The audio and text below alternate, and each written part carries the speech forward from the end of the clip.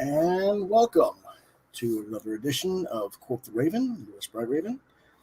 I'm your host, Lewis Bright Raven, 27-year experience professional in comics, science fiction, fantasy, horror, role-playing games, as a writer, illustrator, and editor. And this is the 7th or 9th video for the podcast as far as doing reviews and talking comics and news and stuff. And this particular episode is going to be around Halloween themed because, well, normally the show is on Thursdays, and this year Halloween falls on Thursday, and I will not be here because I will be outside of the house taking care of the kids in the neighborhood, making sure they're not getting in trouble too much, and just doing stuff around for the neighborhood watch. So unfortunately, I can't be in two places at once. So we will take care of those things. And then we will take care of stuff earlier than that. So for people who are asking about the Inktober, I'll get back to that tomorrow, probably, maybe Tuesday at the latest. But we're going to get to our questions for the week for now.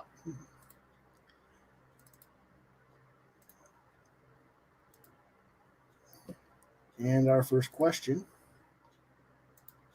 is from Mark, who was already skeptical about this show, and said, "Oh, sure, a Halloween-themed episode. What, you're going to talk about The Walking Dead and Hellboy and Hellblazer and that stuff, right?"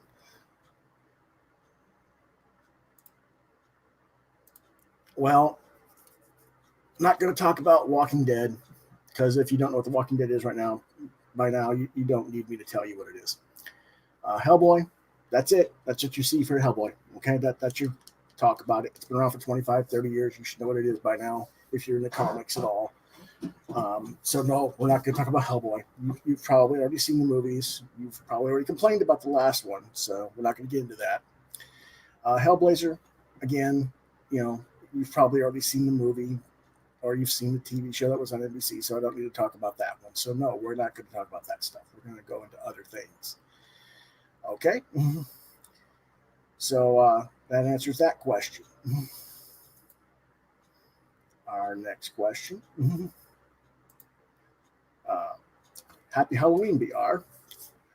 What are some of your favorite horror films? That's from Santos Rodriguez from Round Lake, Illinois. Santos is one of our regular viewers. And we're going to talk about that stuff in a little bit, Santos. But some of my favorite horror films. It just depends on the genre. It just depends on what I'm in the mood for, I guess.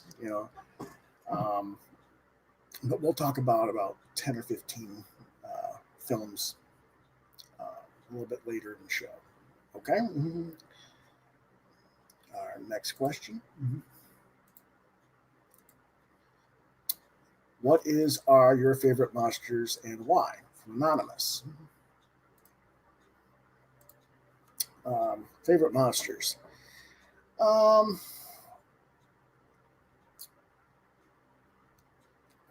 guess I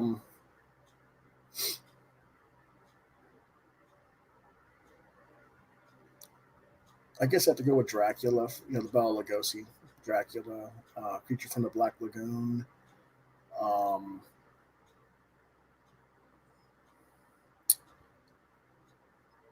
More modern stuff, monsters. I don't know. I think maybe the alien xenomorph, but that's not really a monster. I mean, it's a monster, but it's more science fiction for me than alien than a horror per se. The more I think about the more modern stuff, I find that stuff a little bit more kooky. Not that the old stuff wasn't kooky in its own way, but I guess there's a lot more atmosphere to the older stuff, and we'll talk about that a little bit more when we get into the movie discussion. In modern comics, the monster stuff I like. Obviously we do like some of the monsters from Hellboy and the like, but I would say that for overall books and stuff like that. My favorite horror book would be Shelley's Frankenstein. Hence why I'm wearing the shirt. This is Bernie Wrightson's Frankenstein. I'll stand up a little bit so you can see it a little bit more. You'll see this image a little bit later. We will discuss that book. But yeah, I like more the science fiction monsters and stuff like, with Frankenstein. Is he really a monster? Is he just a product of science gone wrong? Is the madness of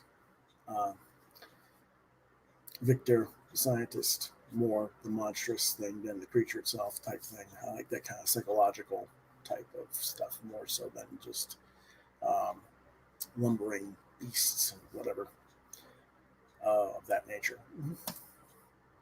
Next question. Who is your favorite horror artist, be it in comics or other media? And that's another anonymous question. I have several. I don't really have a particular one favorite. Mike Mignola, of course, for Hellboy would be one. Bernie Wrightson, who we'll be discussing later, is probably my top favorite, I guess. I don't know. Mike Plug, Gene Colan, we'll be talking a little bit about their stuff later on as well. So, as far as that goes, Rick Baker, in terms of creature effects design, is probably my favorite creature effects maker.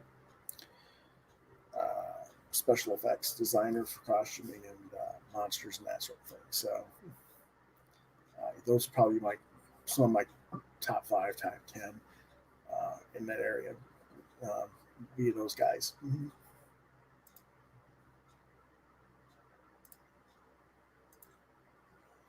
And Kyle asks, have you ever done any horror-related comics or prose fiction stories yourself?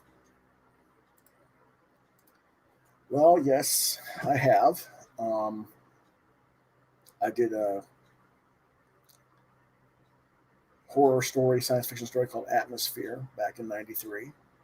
With cover artist was by Darren Peterson. It was about an alien invasion where they were terraforming the Earth to serve their needs and then destroying humanity in the process. And I also did a story called Obsolete, which was basically, you've probably seen it in other films or television since that time, because this is back around 90 or 91 I wrote that story, Obsolete, about a house that was all computerized and can do all the things it needed it to do. And it turns out that program was going to become obsolete. They were going to a new model of home programming, and the house kind of goes Hal, or like Hal in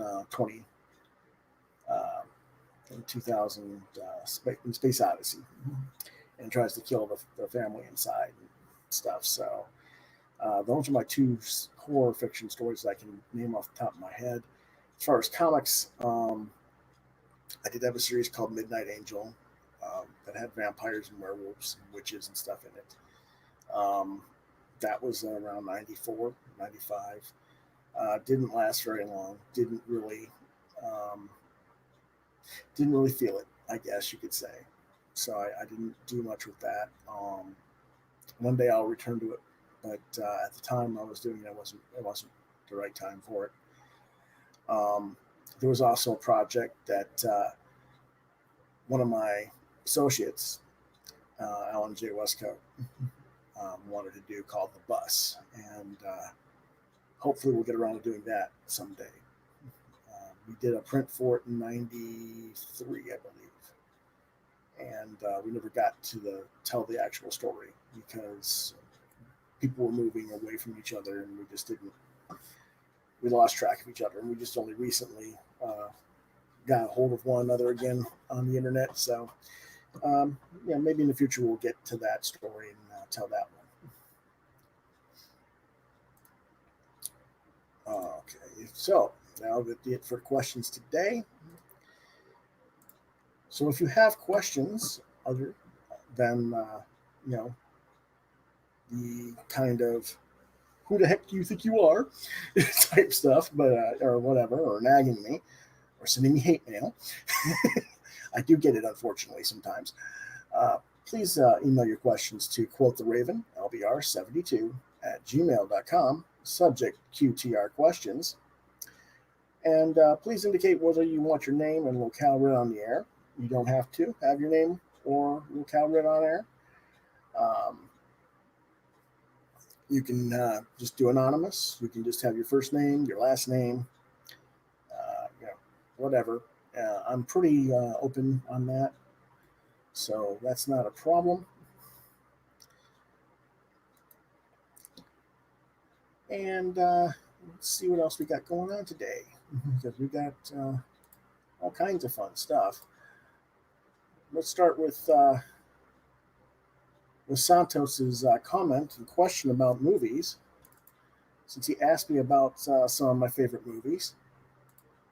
That we'll go ahead and talk about some of those in no particular order. Um, I'll try to keep them just in general conversation. One of them is the 1922 movie, um, Nosferatu with Max Schreck. It's the first vampire movie, I believe. I could be wrong about that. It's when I first and hold on a second. Sorry about that. I had a stupid computer wants to screw up again, which is not fun because I've already had enough problems with my computer today. This show was supposed to be on like 4 hours ago, and unfortunately, my old computer had a meltdown, and it's still wanting to have a meltdown, and I can't go off the computer. So hold on a second.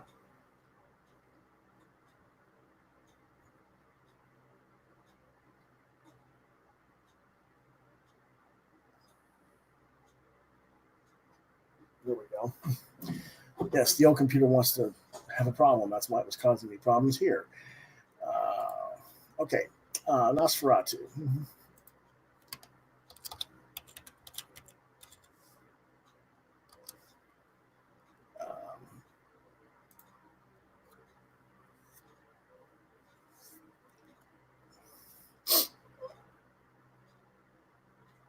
Um, for those of you who don't know the history of the show or history of this movie, it was an unauthorized adaptation of Bram Stoker's novel Dracula, and as a result, they changed the name from Count Dracula to Count Warlock, and they um,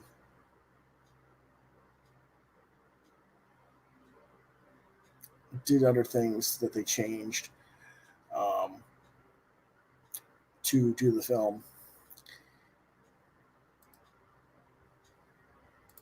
And unfortunately, Stoker's estate was so incensed by that, they actually sued the filmmakers, and on one occasion demanded um, all the copies of the film be destroyed.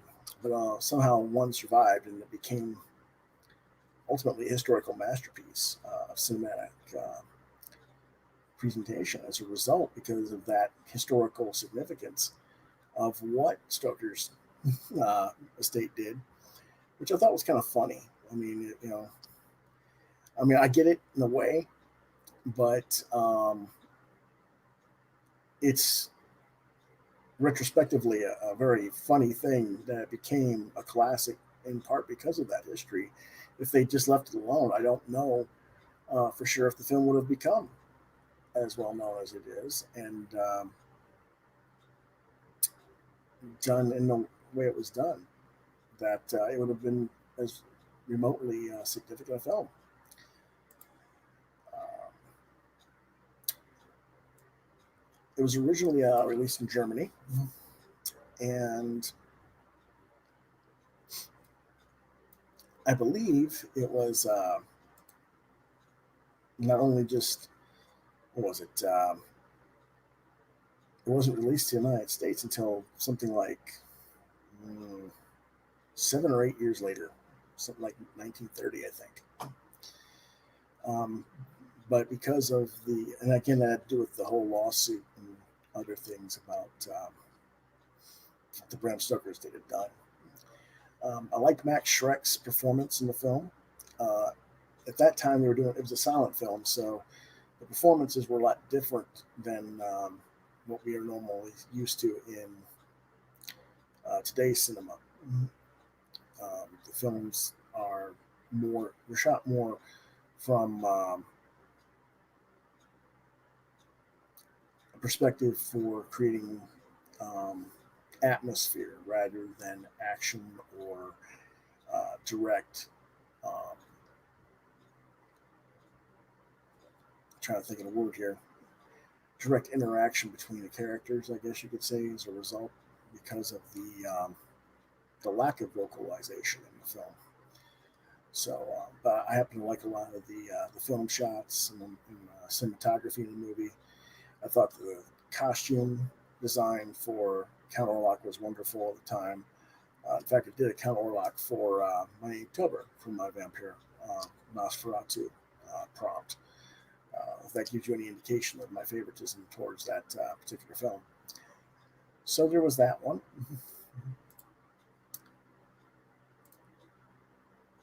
And let's take another quick look at the designs of the Max Schreck in the costume.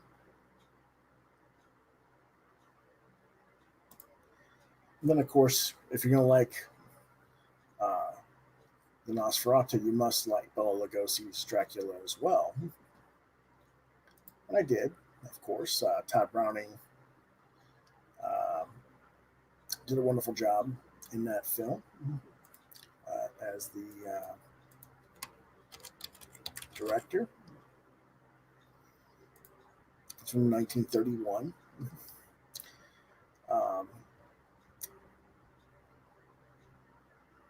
It is not really based on the novel. For those of you who aren't familiar with the book, are familiar with the film rather, it's actually rather based on 1924 stage play that is loosely based on the novel from Bram Stoker, but it was authorized version, so it's a little bit different and more direct than what the Nosferatu story was.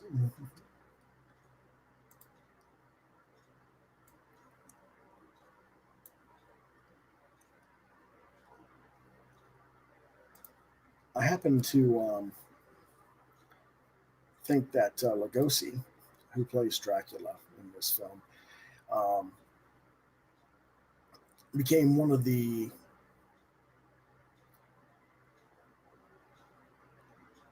most underrated performers of his era. Not just because of um, the Dracula character, which he did this character in multiple films. He did other horror monster characters because he became stereotyped, unfortunately, during this from the success of this film. And he did The Mummy, and he did quite a few other monster films at the time throughout the 30s and into the 40s and 50s. He did The Black Cat, The Raven, The Son of Frankenstein.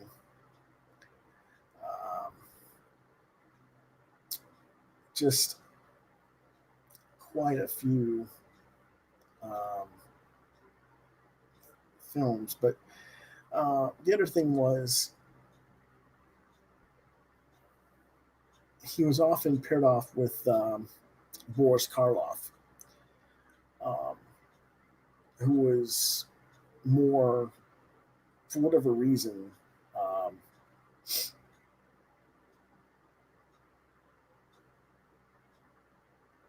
he was more popular in the studios or whatever.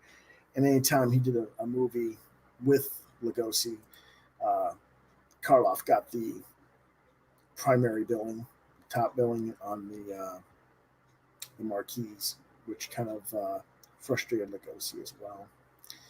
But in this particular film, which I think is still his best performance, um, story wise, he just does the character in such a suave and um, genteel manner that nobody else really captures afterwards. Everybody else, it's more of a the more modernized it gets. Every time they just keep remaking Dracula, um, he's more swarmy. He's more, I don't know, more obviously evil. I guess you could say. I mean, with Lugosi's version, it's very subtle, very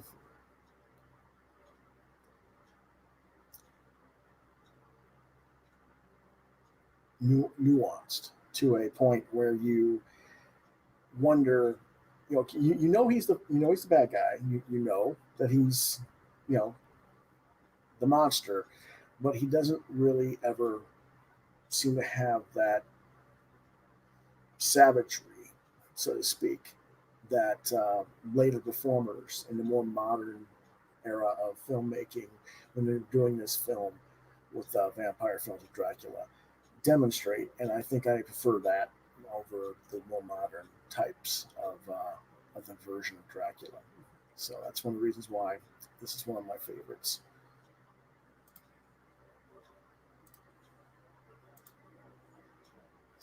Um, Big fan of Vincent Price. In this particular film, it's called The Last Man on Earth. Um, this was, hold on a second. I got something coming in here. What's going on here? Oh, okay. Nothing important. Thank you. Somebody was just emailing me something that didn't seem right. Beginning something at this time of night. But anyway, um, Last Man on Earth is 1954 film. Uh,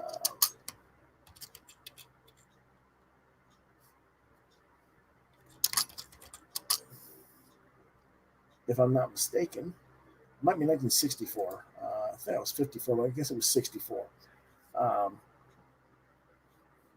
the novel is 1954. That's what it was.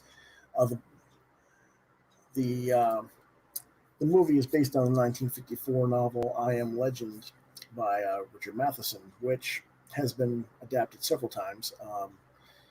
You've probably seen, many of you who are younger have probably seen the most recent version with Will Smith. This is the classic black and white story, black and white version of the story. Let me close that window. It's driving me crazy. People keep telling me I got mail and I don't have mail.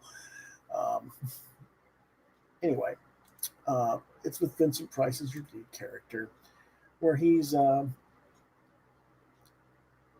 it's supposed to be taking place in 1968, which of course that would be, in that period it's um, a little bit historical, you know, point, but anyway, it's a little bit post-apocalyptic, and there's been some sort of um, plague or virus that has turned everybody into undead um, vampiric creatures that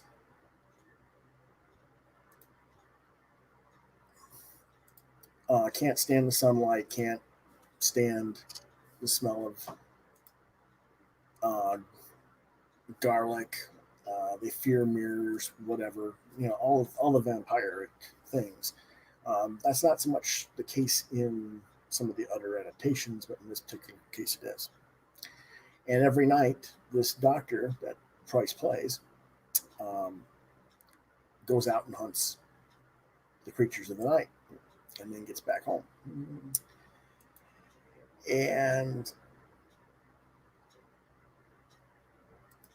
there's what I like about it is Vincent Price's performance, because it's almost a one-man show in terms of there's very little interaction in the film because everybody else is dead monsters. You're always going to kill them. There's a little bit of flashback sequences when his wife is there and she succumbs to the plague. There's a few other people in flashback sequences, but in the current goings on of things, that's when it's very interesting to me. I like that kind of storytelling in the sense that it gives us a challenge for the actor to give us something as an audience, to reach out and grab us and keep us engaged in the film. And Vincent does a great job in that film, so that's one of my favorites from him. And so that's why I picked that one. Mm-hmm.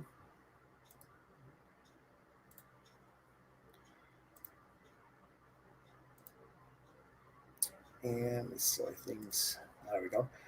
Another vampire film favorite of mine. It wasn't really a vampire film as much as a miniseries on, I think, on CBS in the 70s called Salem's Lot, based on the novel by Stephen King. It starred David Soul. I think this came out in 78 or 79, if I'm not mistaken. So I was like maybe 7 years old when it came out. And when I first saw it, and I don't remember how I saw it that young because it's a little bit intense for a 7-year-old to be watching. But I guess it was on a Saturday night or something, and my dad let me watch it with him. And I remember it scaring the crap out of me as a 7-year-old, not wanting to sleep for like 2 days until I just, nope, I don't want that blue vampire getting me. I've always, I've watched it since, and of course, it doesn't hold up with the same power as it did when I was a child, but for some reason, it clicked with me as a kid, and I enjoyed it, and it scared me, but I enjoyed it, and like I said, seeing it since then, you kind of like laugh at yourself a little bit, but it's still a fun movie to watch. So I picked that one for that reason. And I'm not so sure. I haven't seen the newer adaptation. I'm kind of partial to sticking with something that not that the new one's going to be bad or anything. It's just that version, the Salem's Lot that David Soul's in, has a place in my heart, so to speak, because of that experience as a child. I don't want it ruined by watching a newer version, because that can happen sometimes, and I just don't want to risk it. So I haven't watched the newer one.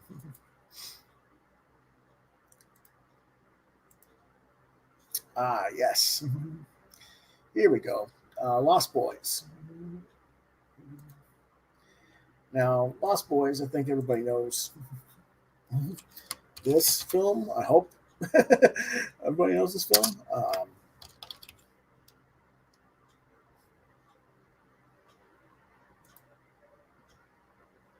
But I'm trying to get the silly movie, and it won't come out. No, I'm just trying to find something here. I had something written down.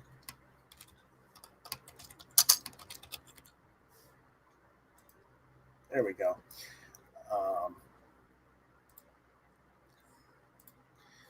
I was thinking it was an 85 film, but it was 87. So I was 15 when this came out. I remember going and seeing it in the theater with some friends.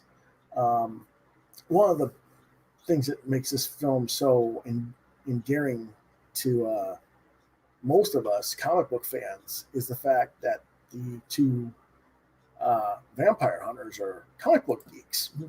The two in the top right corner, the guy with the bandana, which you guys may, if you don't know these players, The one with the bandana is Corey Feldman. The one in the center is the younger brother of the. He's basically one of the family victims there, but he's Corey Haim. Unfortunately, Corey's no longer with us. As Corey Haim, he passed away. I don't remember exactly the details anymore. The vampire to the left is, of course, Kiefer Sutherland. He's the lead of the pack of teenage vamps. But the Frog Brothers, which is the guy on the left and the guy in the bandana in the top right corner, are comic book. They own a comic book shop, and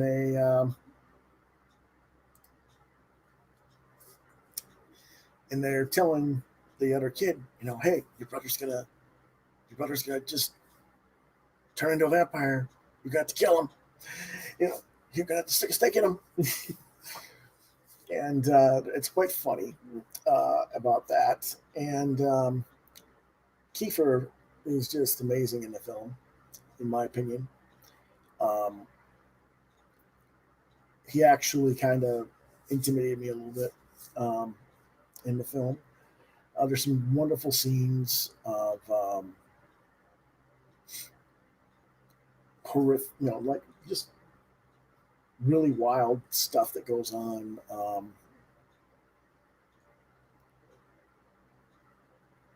Where they throw a vampire in a tub of holy water and garlic and watch him dissolve, and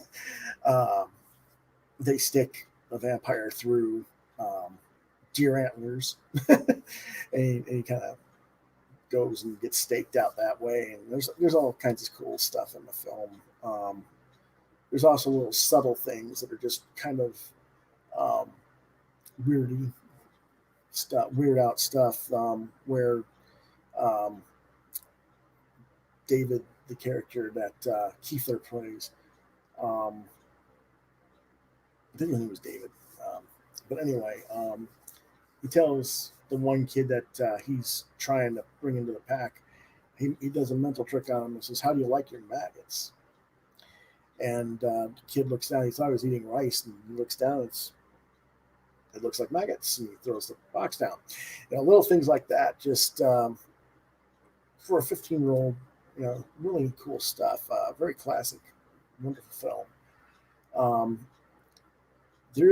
I've heard rumors that they're going to make a new TV series out of it or whatever, and they're going to change the Frog Brothers to Frog Sisters, and they're going to do all sorts of crazy stuff. That is, I don't know what they're thinking, but it's not the Lost Boys. Do what you want, but I'm going to stick with this version. I'm good with this. Thank you very much. So we'll go on to the next film. But some of my favorites be Fright Night. This is the first version. Has Chris Sarandon and Roddy McDowell, and there's some funny points in this that I think are kind of funny to bring up. For those of you who don't maybe not recognize the female in the top right corner, that's Amanda Bierce. That's the woman that played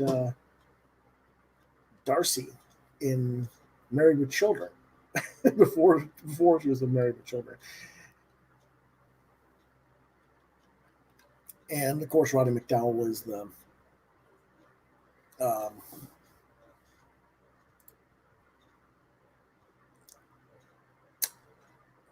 monster hunter type, vampire hunter character.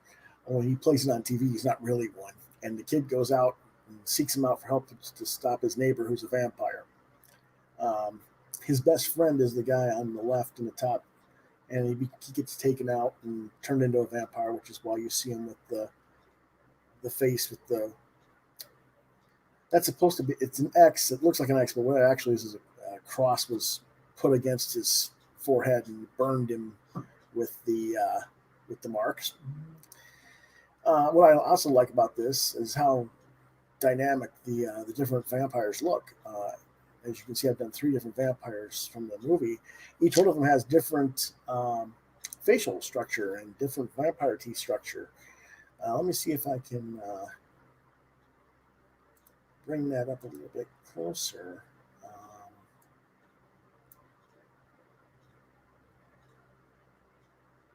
Nope, that's not what I want.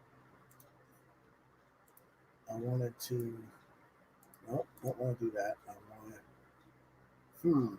I was trying to build it, make it go larger. It doesn't want to go larger. Nope, doesn't want to do it. I was trying to make it go a little bit larger. I apologize. It just didn't want to work.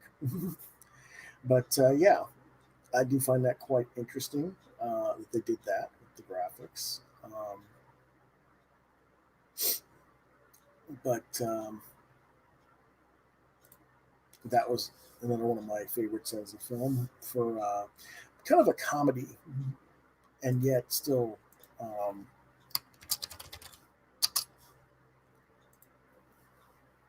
a good film. That one was 1985, so it actually came out um, before Lost Boys, I guess. But I remember seeing it after Lost Boys, so I'm not really sure. I must not have seen that one in the theater. I must have saw that one on television.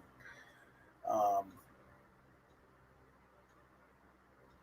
so, you know, that must have been what happened there in that case. Um, but I really did enjoy the overall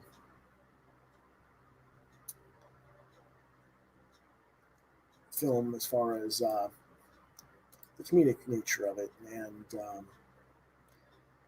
it's kind of like that whole thing of, okay, you know, you don't believe in vampires, no, you're making it up all in your head, and everybody ignores them, and they find out, oh, it's real. Oops. But yeah, so kind of fun stuff there for me anyway. I hope you guys who have seen it enjoyed that one as well.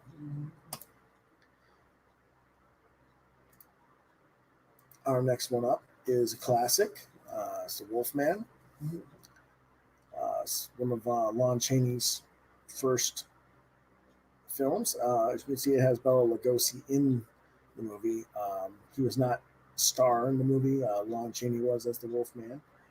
Uh, Lon Chaney, Boris Karloff, and Bela Lugosi throughout the 30s were basically the three giant movie stars for films for monsters and the Universal films.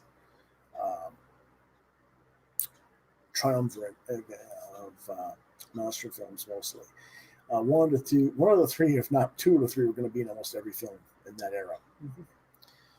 And all three of them were masters of makeup and doing performances with that kind of stuff going on with the makeup on them, and just being able to emote masterfully through that and make us care about these monsters. We'll take a quick look at some of the.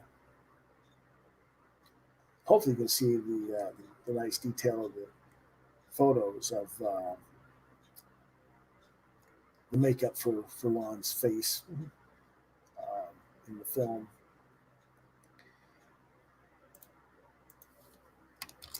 This one was made in, I believe,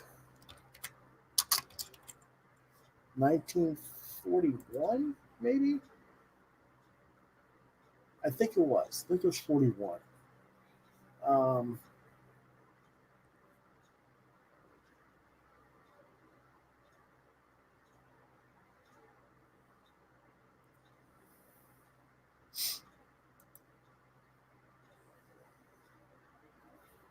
I think this, yeah, okay. I want to make sure I had that right. It's 41.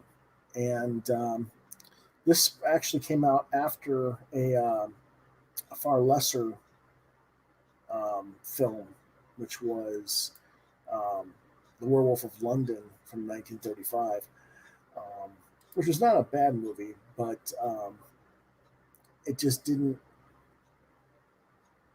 have the same quality of the makeup, and it didn't have the same quality of the dynamicism of the 41 film. So a lot of people forget that the Werewolf of London film even was around, and they consider this like the first Universal film, even though it was the second. My favorite reason for I picked this one over some of the others for Cheney. This is his most popular role, I guess, other than maybe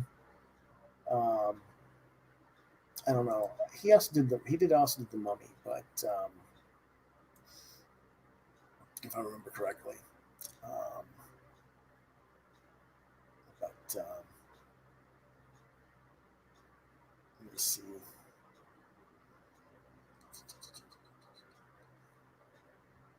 Yeah, but I really do think the only problem with the first film that you might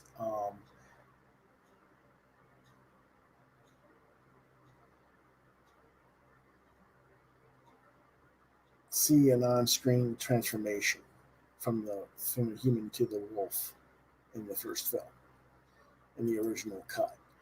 I think they might have put some extra footage in some of the later editions because they didn't do the full-on special effects for that. They did other things to show it. It was actually featured more prominently in the sequels to the first film. Um, in the first film, they kind of did it with the hands and the feet, um, partly because they didn't have the same kind of stop action photography, I think, to do the makeup layers and show it that do it, you know, show that transformation so it would be properly. I'm trying to think of the word. Uh, so that would show like it was naturally occurring on film as much. So, but this is the beginning of it and the beginning of Lon Chaney's career, as far as I can remember. And for that reason, and the fact that it is a werewolf, so you gotta have your werewolf in your favorite Halloween movies, don't you? That's why this one made the cut. But since we're talking about werewolves, we gotta get to the more modern one. Cult classic, American Werewolf in London. Um,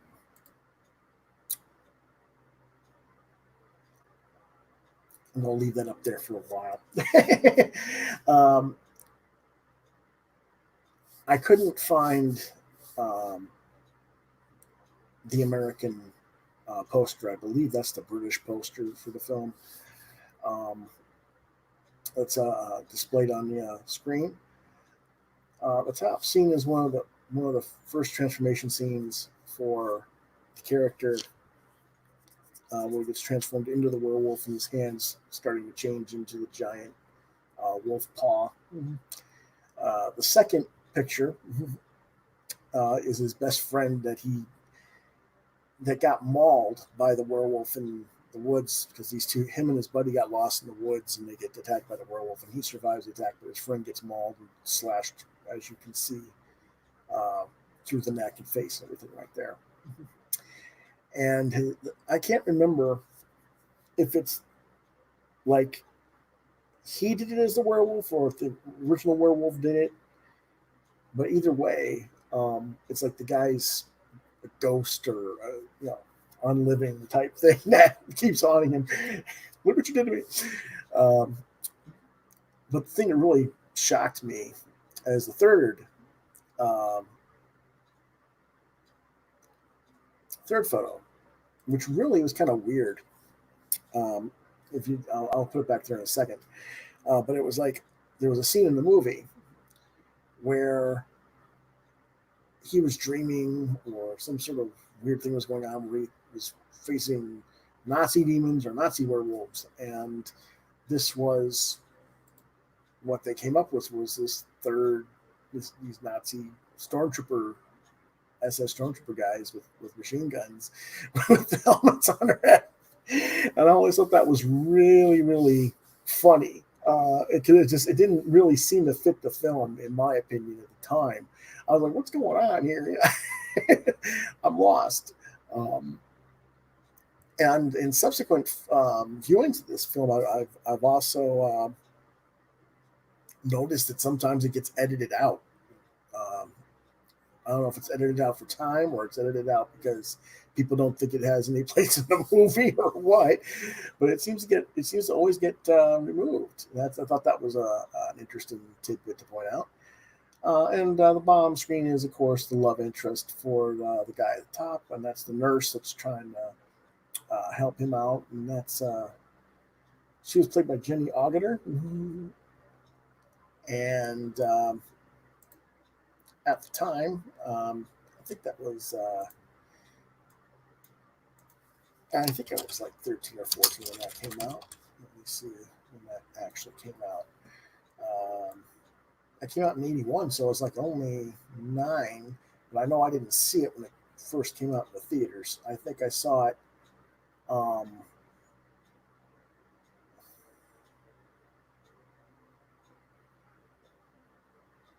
I think I saw it when I was about 13 or 14. So I saw it around 84, 85, 85, 86 is when I probably saw it for the first time. So I was only 13 or 14, and I kind of crushed on her a little bit. So that's another reason why that's one of my favorites, is because I crushed on the actress on that for a little while. There are a couple more werewolf films that I liked. Ginger Snaps and Dog Soldiers. Didn't do a lot of. You see, I just had the posters here.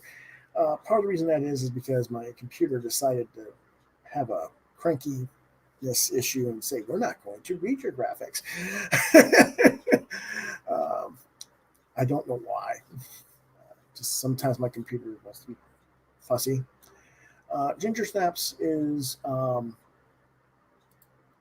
of the best modern films for werewolfism, lycanthropy. It spawned 2 or 3 sequels, but it's also kind of a cautionary tale about women getting raped and what can happen to you. uh, um, it's got a lot of it's very strong feminine feminism, strong women type motifs to the film, and it's a good film. I think it's hilarious in some respects, but I also think it's very true to itself and very good to the one of the better werewolf films I've seen probably in the last 20 years. So I definitely would recommend that one. Um, as for Dog Soldiers is kind of like a popcorn fluff film for me. Um, they're kind of it's kind of like this weird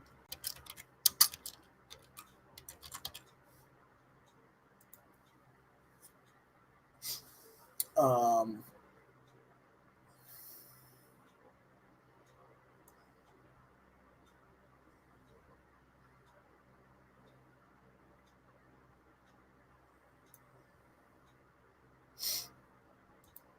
I thought it's this weird movie that never really made it to U.S.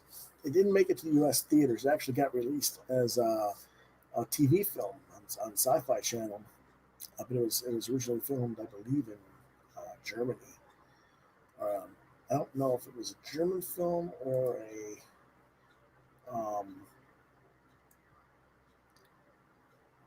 okay. It was both British and German. Okay, set in Scotland, but it was filmed in Luxembourg. uh, which so it's kind of a weird. It's not really. It wasn't German. It was Luxembourgian, but I should be specific on that. But it's supposed to take place in Scotland. It's about this special forces team that thinks they're fighting something else, and they find out that no, they're fighting werewolves, and they get turned into werewolves themselves, and they're killing each other. It's a very kind of a. It's not something that I would say is high cinema, but it's fun to watch for what it is. Um, it's a little bit better than your standard sci-fi fare, I think. Sci-fi hadn't quite gotten to the really cheesy stuff like Sharknado, but yeah, this was okay, and I don't mind watching it once in a while. Yeah, it has a kind of a few twists and turns in it that if you aren't paying attention, you'll miss something. It's worth watching.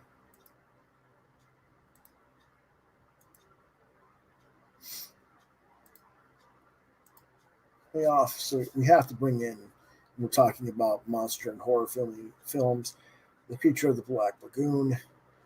Um, I know that if certain people are watching this, part of it, yes, it's a nod to you, Tracy. Hello. It's one of his favorites. Um,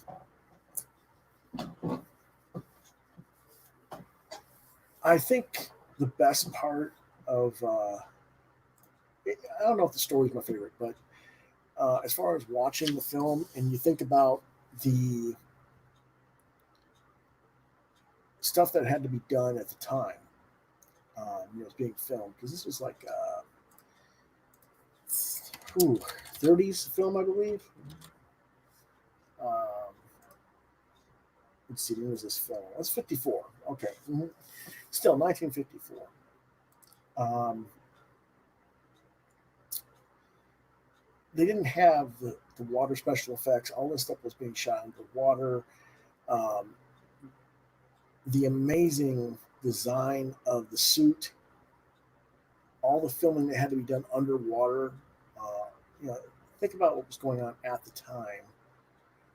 Um, what kind of technology we had and the limits of that technology. When you watch this movie, it's just breathtakingly amazing. Some of the cinematography that's in this movie. The special effects for the suit, for the Gill Man, the creature, is just amazing stuff. Probably one of the best costumes um, made in horror films. I think you can make a fair argument on that. Of all time. So there's that. I was never a big fan of the hunter, I guess you could say. The lead male, not including creature, but the good guy. Wasn't a big fan of him. Thought he was a jerk. Yeah, and I think that they did that on purpose because in a way you kind of just want the creature just wants a girlfriend. The creature just wants to live, and he gets killed in the story. I don't want to spoil it too much, but or at least he seems to be killed. Let's put it that way. Um, you kind of wish that the monster gets the girl, but he doesn't, unfortunately. So, but yeah, in some ways, you think the creature's a little bit more noble than than the boyfriend, so to speak, in the film, and it's one of the more interesting aspects of that film is that the difference in that who's more of a monster, the boyfriend or the creature. So that's one of my that had to make my list, and not just for me, but for my friends. There, I had to put that in there for Tracy, if nobody else. Next one is Halloween 3: Season of the Witch. Now, a lot of people are going to laugh at this pick. What do you mean Halloween 3? What about all the other Halloweens? What is this? Um, First off, I'm going to speak some blasphemy. I'm not a fan of Michael Myers. I'm not a fan of Jason from the Friday the 13th. So those, not neither one of those two slashers really mean a whole heck of a lot to me. But this film, the story grabbed me. Um, I don't know if you guys remember if you've seen this movie or not. It didn't have anything to do with the rest of the Halloweens. It's about a mad scientist who had figured out that he could make these Halloween masks and sell them all over the world to kids all over the world for Halloween. And there'd be this commercial. Watch this special commercial with your mask on. And it's like this plan to kill all the kids in the world or something. Anybody who wears the masks, something happens, some metamorphosis happens, and their faces melt off and their skulls crush or whatever. It's just really, really weird stuff. And yet, I don't know if you can see the bottom right corner is the Pumpkinhead version, and there, he melted, and there's spiders and snakes and maggots and all kinds of stuff coming out of the Pumpkinhead because he watched the Pumpkinhead and just died. The top photo um, is the father, I believe, trying to save a bunch, just trying to save kids in general. And the mad scientist there got the TV on. He's got the mask, skull head on the guy's mask, so he'll, have no choice but to watch the TV and die himself. Um, but yeah, it was the story for me that really got me on that film, and I was like, that's interesting. That's a cool idea. Um, so I really, I thought I'd add that in there because I think it's a very underrated movie, and a lot of people kind of throw it under the bus because it's not the Michael Myers thing. And I'll agree, probably shouldn't have been part of that franchise. It should have been his own story. Um, but not necessarily connected to that franchise. But if it had been connected to that franchise, it might have been a lot more successful movie. I don't know. I think it would have been anyway because it's just a really cool story. And if you can find it and watch it, I don't think you'll be disappointed. Mm-hmm.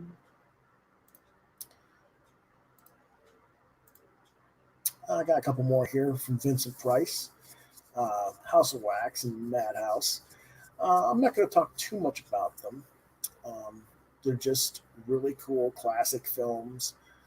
Um, in House of Wax, he owns a wax museum, and there's just some interesting stuff going on in that. And in Madhouse,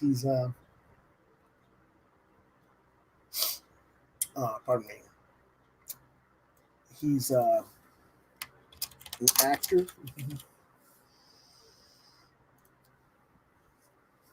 who was very successful, uh, horror actor, and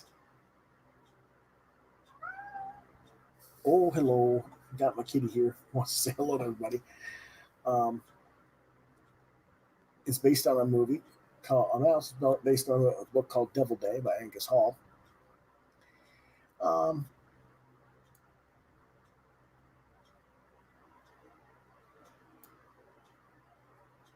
but anywho, um,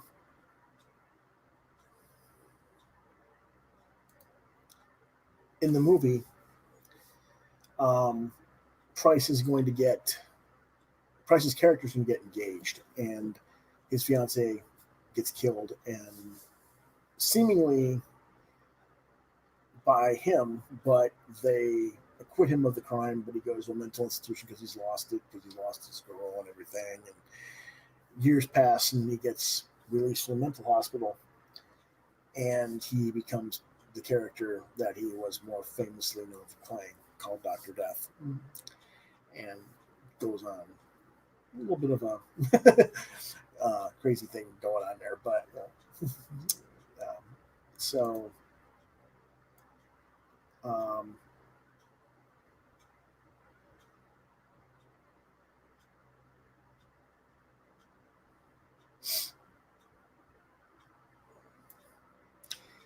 quite interesting movie in that respect. I think but anything with Vincent Price, I mean, you can hardly go wrong with Vincent Price for horror movies. He's kind of like the king of horror. So both of those were just two out of any number of choices that I could pick from that I think most people would enjoy.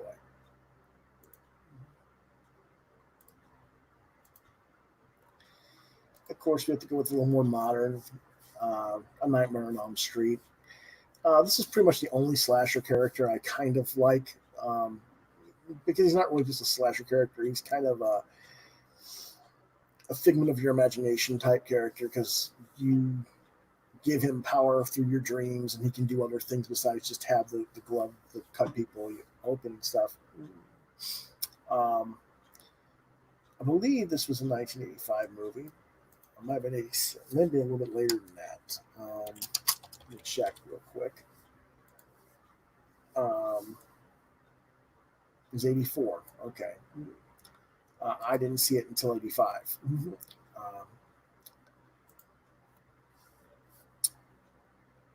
I remember first being a little bit bored with it. I didn't like Johnny Depp's character. Too pretty boy. Didn't like some of the other characters in the story. Hated John Saxon as the father. I thought he was a complete dork.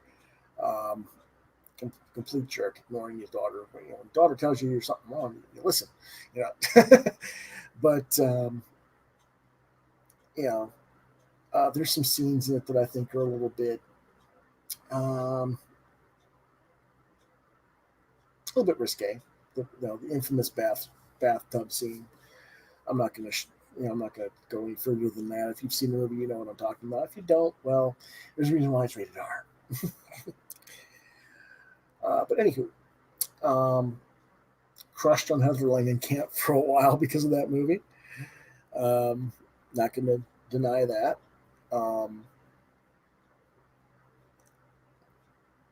But yeah, the thing was, this was more about the fantasy of the dreamings, the dream sequences, that you could die in your dreams and get killed in your dreams and your body dies and stuff like that. More so than the Jason or Leatherface or Michael Myers type characters. That just, those guys are just, I don't know. I mean, don't get me wrong, they creep you out, but they're scary in the sense that they're coming to kill you, but they're not. I don't know. There's just another level to Freddy Krueger in that sense, and there's a reason why I think people caught on to that, and I think it's why it became such a popular horror icon character. But at the same time, I don't think any of the sequels or the remakes ever really captured the same power as this film.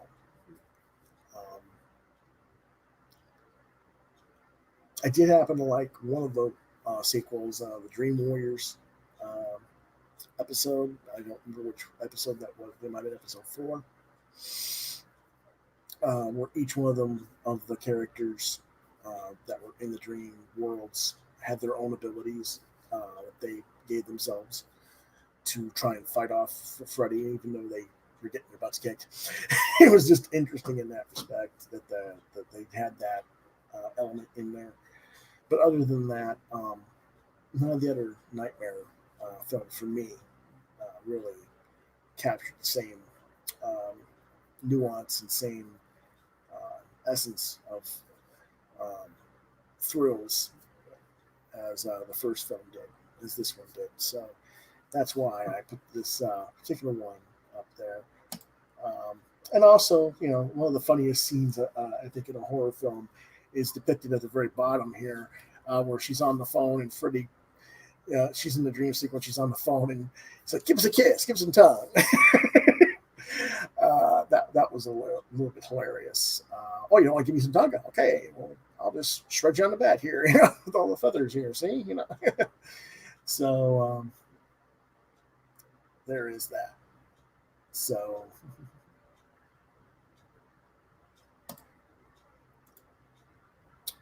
go to the next film, and that would be Poltergeist. Um, this was what, an 80 or 81 movie, if I'm not mistaken. 82. um, Probably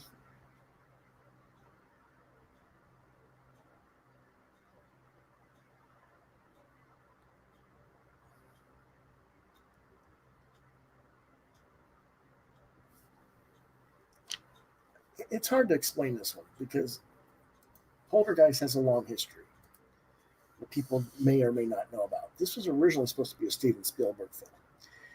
And because of his contractual obligations, he couldn't direct the film. He had, because he couldn't direct another movie while directing. Um, it was either Close Encounters or E.T. I think it was E.T., the extraterrestrial. And so he had to get another director to make the movie. And that was turned out to be Tobe Hooper. And originally this was supposed to be a science fiction spin-off sequel to Close Encounters of the Third Kind, but instead Hooper didn't want to do that. He said, I don't want anything to do with science fiction and aliens and all that stuff. I don't want that. I want to do something else. And they came up with this idea of a ghost story. And it's history now. I mean, it's cinematic history. This is one of the most dynamic ghost films of all time. One of the most best horror films of the 80s. Uh, just some crazy, crazy stuff in this film. You see the skeleton hand reach out of the screen at the little girl, and you see the I got a little scene here with the demonic thing coming from the other side chasing the mom. But what I really, some of the scenes I really remember is like when the mom gets flung out of the bed and across the room and across the roof or across the ceiling rather, little things like that. Just crazy, crazy stuff that it's based, um, they say it was based on a true story, but I don't know if it really was. I think it was all just made up, but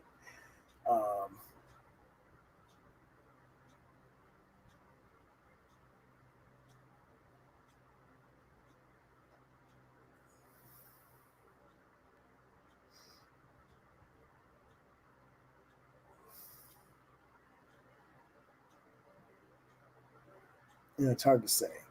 Um, but there's a lot of it's a very controversial film as to who directed it because even though Hooper is credited and Spielberg was supposed to, if you listen to the right people who make the movie, they say Spielberg actually directed it. So anyway, for me though, I remember the paranormal investigator, the old woman, being kind of creepy, almost creepier than than the poltergeist itself in some ways. Um, I thought at the time, um, I actually thought she was scarier. But again, what was this? 82. I was like 10 years old when I think I might have been 12 when I first saw it, maybe 10 or 12. It came out when I was 10. I didn't see it in the theater. I saw it a little bit later on HBO. I'm pretty sure.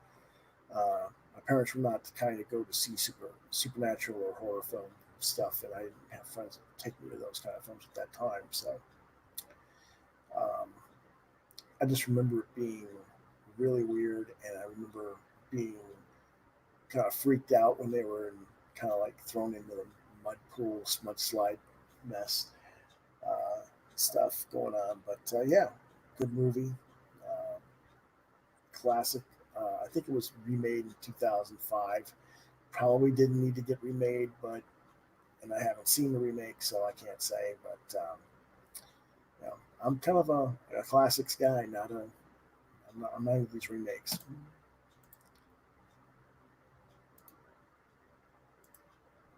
A couple more stuff from the 70s and 80s. The original Amityville Horror and The Thing. Not a whole lot to say about them other than, if you liked Poltergeist or you liked, the haunted house type thing, Amityville Horror is probably, you really need to see it.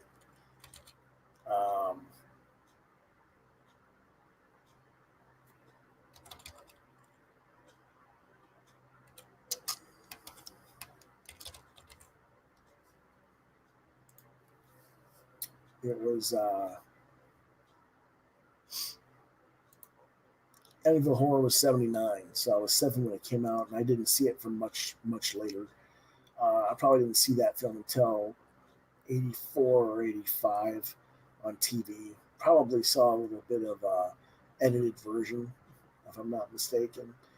But it was a crazy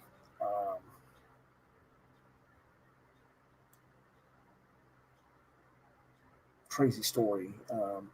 Partly because it was based on what we were told was real situation, real story, real events that happened by a family that lived in this house in Amityville, New York, where the husband got possessed and attacked his family. That was kind of spooky stuff. It's also kind of funny because I had seen, Margot Kidder, who plays Lois Lane in the Christopher Reeve Superman movies, was in this film before she was in Superman. Because Superman, I think the first Superman came out in 7. I'll have to make sure I'm saying that right. Let's see. No, I guess it's not because it came out after that. Okay.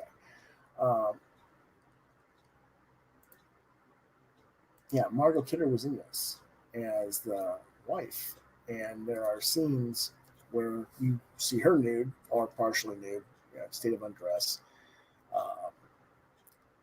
and that wasn't something I expected at the time. I was like, really? Okay. I mean, granted, actors play different roles for different things, but when you're used to seeing them as, when you think of them as one character, you see them as something else. It kind of, gives you a double take a little bit there. So, but yeah, there was that going on for me at the time. It was like, I thought she was just dorky Lois. Other character she's playing, Um, but anyway, that was a well done film. James Brolin did a really good job in the character that he played.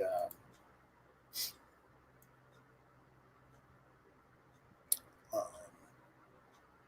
George Lutz. And the funny thing is, um,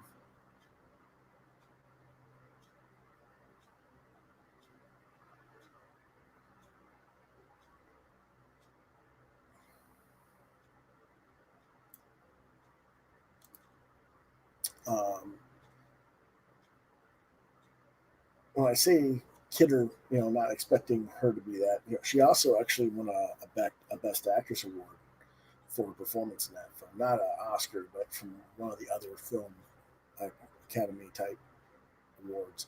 So it's really quite interesting to see that. So there's that one, and yes, for God's sakes, get out.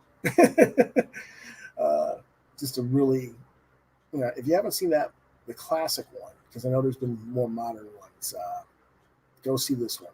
Go watch the one from '79. The other one is The Thing. This is the John Carpenter classic from '82, I believe.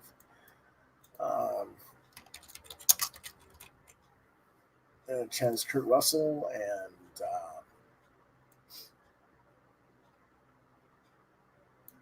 Wilford Brimley and Keith David and just a lot of different people in it that I'm not really sure people really realize what this was.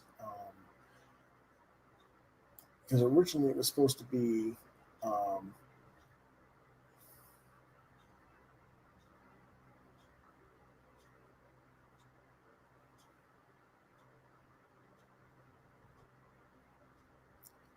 an adaptation from another movie than what it was. It kind of came this mishmash between two different stories. It was based on the Joseph Campbell 1938 short story, Who Goes There? But it was also based on a 1958 or 1951 rather story called The Thing from Another World. It was kind of this mishmash between um, the alien crash landing from 51 story with who wrote that thing?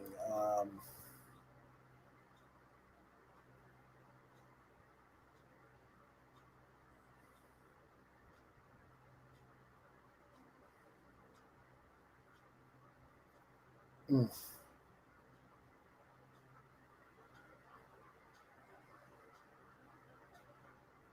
I'm sorry, I'm trying to remember it. Okay, it was supposed to be a follow up to the movie from 51, which was Thing from Another World, which was based on a novel by Campbell, I believe, but it was supposed to be a follow up story from that, and turned out to be not that at all. It ended up going through multiple directors. Just it, it was like trying to remake the thing only with people in not make a thing remake Alien, the Ridley Scott movie. It was like John Carpenter trying to redo Ridley Scott's Alien, only in Antarctica with a bunch of um,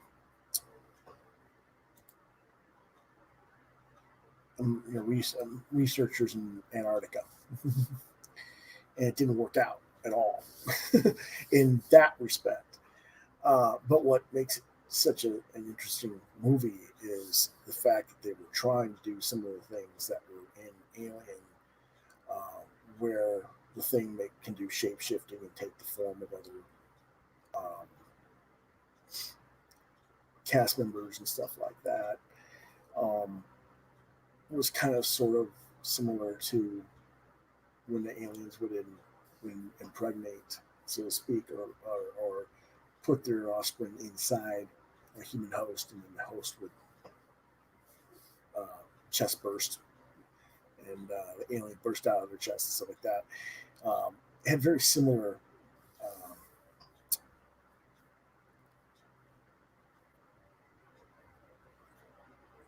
Trying to think of the word for it. Um,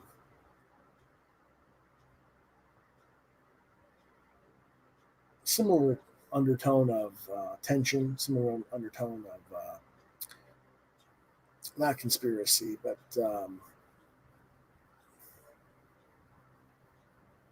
when people paranoia. There's the word I was looking for. Paranoia between the cast members, characters, and that made the film fun to watch.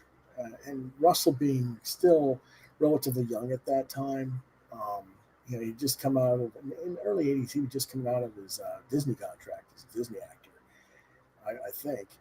Um, I'd have to make sure, but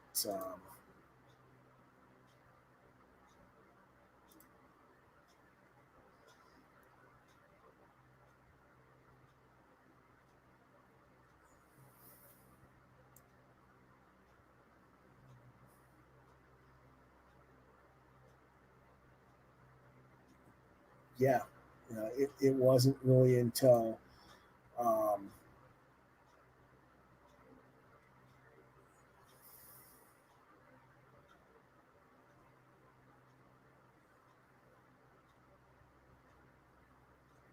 he was still doing some. He still had stuff tied to Disney up until the late '70s. So he just gotten out of that Disney connection and started really getting into acting. With one of his earlier films for that. So that's another reason why I liked it because it was something new from him. I was used to seeing him as the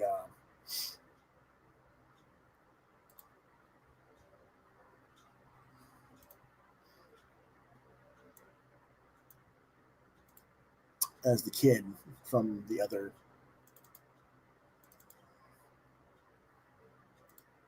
stuff. So there you go, Santos. I've given you quite a few films that were among my favorites for horror film. We've gone over an hour and a half, so we're going to go quickly into the comics as soon as we can here.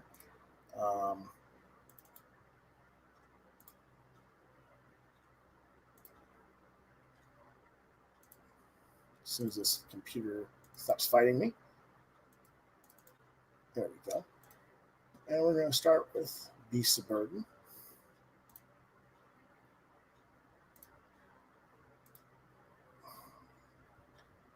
We'll look with the cat dragged in, or what the cat dragged in. Publisher is Dark Horse Comics. Writers are Evan Dorkin and Sarah Dyer. The artist is the effervescent Jill Thompson. Letterer is Jason Arthur. Genre is horror and mystery. It was released in May of 2016. Beast of Burden is an ongoing series of books that have been going around through Dark Horse for many years. Very successful franchise. Probably, I don't know, 5 or 8 collections now, it seems like by now.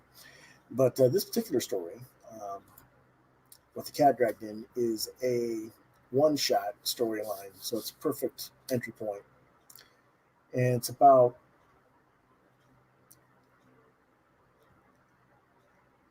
basically a bunch of cats that are in the town of Burden Hill, which is what Beasts of Burden is about, the animals in Burden Hill, Oregon, I think it is, if I remember correctly. But anyway, they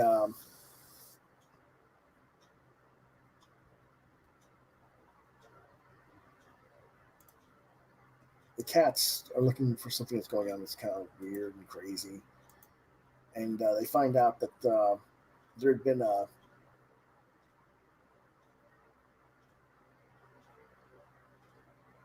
they called upon a demon by accidental situation, and they had to fight it off before it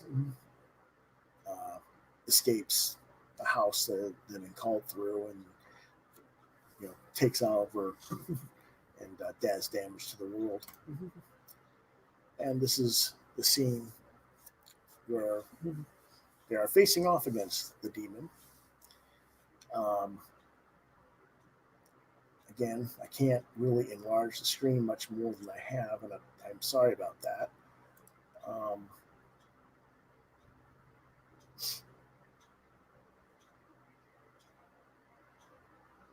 But ultimately, there's multiple cats there. And on the right, you see a raccoon, which is their buddy, attacks the demon to try and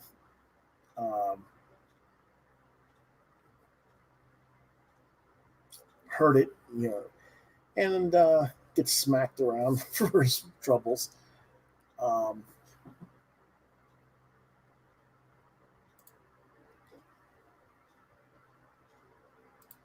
And you can see the lead cat is now putting a symbol of that's supposed to bind it to the demon that'll make the demon go back to hell. It'll take the cat's soul with him.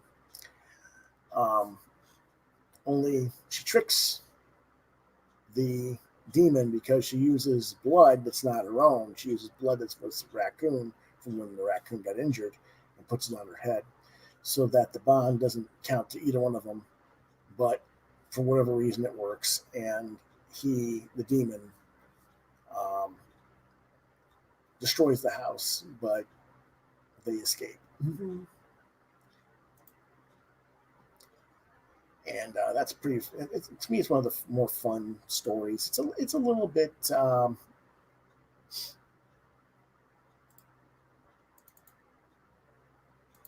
little bit intense in terms of, I wouldn't give it to little kids, but 10 and up, with a parent or a teenager, it's good. I gave it 3.5 stars. Usually, Beast of Burden, which is an award-winning series, is in the 3.5 to 4 star rating at the minimum.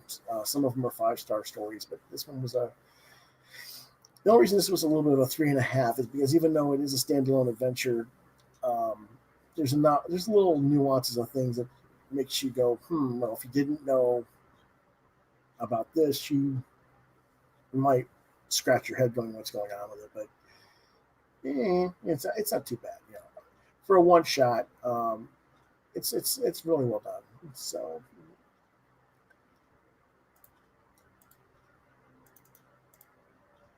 but now we're going to get to the fun stuff, so to speak, hard stuff, and that is Bernie Wrightson's trade paperback for Frankenstein. This was originally released in 1983 by Marvel.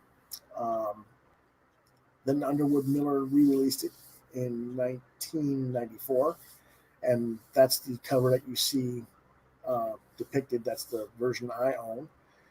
And then Dark Horse did a 25th edition, 25th anniversary edition in 2008. Um, it is arguably the best adaptation I've seen, best version of the story period I've ever seen of Frankenstein, which was the classic science fiction horror novel by um, Mary Shelley. Um, just incredible artwork by Bernie Wrightson. Um, Many people consider this to be Wrightson's magnum opus project, his best work of his career. I give it a rating of 5 stars. I would give it more if I could. It's recommended for ages 12 and up. I don't know how well you can see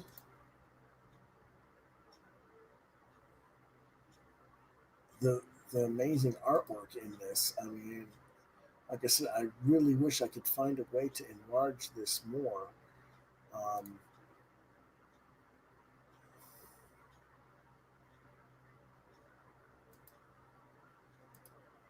yeah,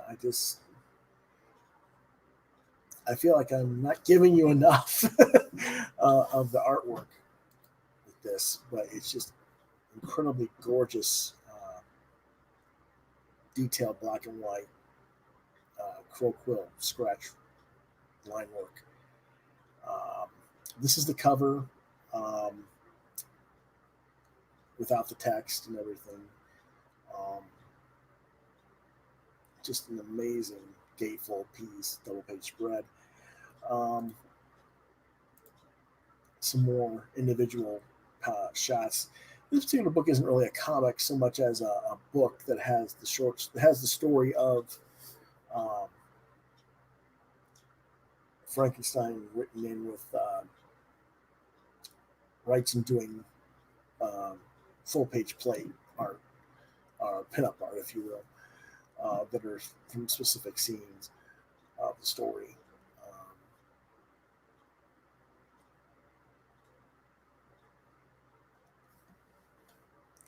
let me show you another one here.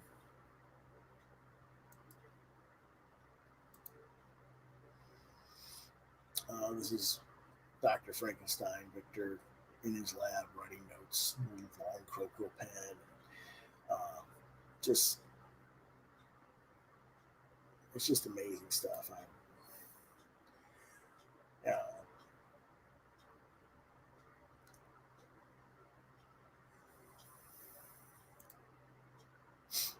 and then here's some scenes with the monster. The monster's hiding inside a chicken coop or in a barn on the left, and there's just little. You can see all the hay that he's kind of sitting in, and the little sheets of paper, and the light is like whited out over the lie art. It's white out or white paint, and it's just like wow, you know. And then this is the monster basically trying to wake up the doctor in his bed. Um, just again, I just look at this stuff and my mind gets blown when I see this stuff. So, uh, unfortunately, Bernie Wright passed away a little while ago from brain cancer, and he was inoperable, and he is sorely missed. But this is some of the most gorgeous artwork uh, that you can find. And then this is a close up of the shirt that I've been wearing, that you've been watching throughout the show. This is the actual image that's on my shirt. And this is also the image, I believe, of the third edition by Dark Horse. Is this image in an oval circle with a hardcover, just with just with the head and the hand, more so than I don't think, I'm not sure you see the bristles of the trees or anything, but so there's that. And that is, like I say, see, same thing. Same thing with the shirt. And I've had this shirt since '94. Actually, I actually got the shirt from Bernie, and I got the book from Bernie at Motor City Con in March of '94, or May of '94. May of '94. So, no, it was March of '94 because I graduated in May. It was a 4. I graduated, so March of '94. And it was just, breathtaking stuff at the time. And, just mind blowing. Mm-hmm.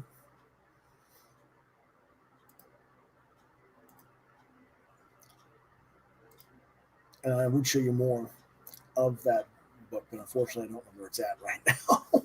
But we'll talk about some more Bernie Wrights and stuff, because even though Frankenstein's probably his most famous work, he did a lot of horror, a lot of incredible stuff that is just perfect for Halloween. And a lot of it was then collected in a book from Dark Horse called Creepy Presents Bernie Wrights. And it was released in 2011. Still available through Dark Horse, as far as I know. And multiple writers, including Bernie, Bruce Jones, Bill DeBay, Nicola Cuti, H.P. Lovecraft, and Bud Lewis. This is what we consider the definitive collection that were appearing in creepy and eerie magazines from the 1960s to the 1980s. And see, I have my copy right here. And it's all just amazing stuff here.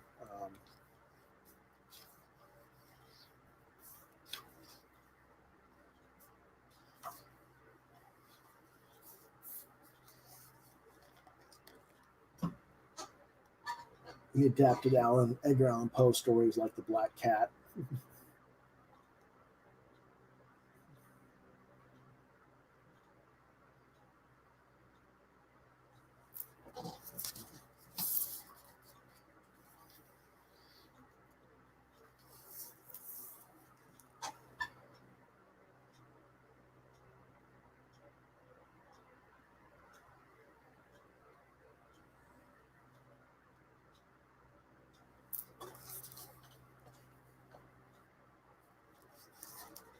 I don't know if you saw, he hung the cat.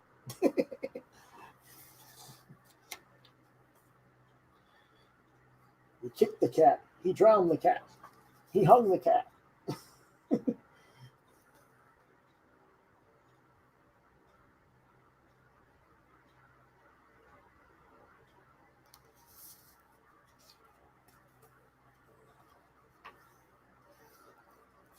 But just amazing stuff with that storyline.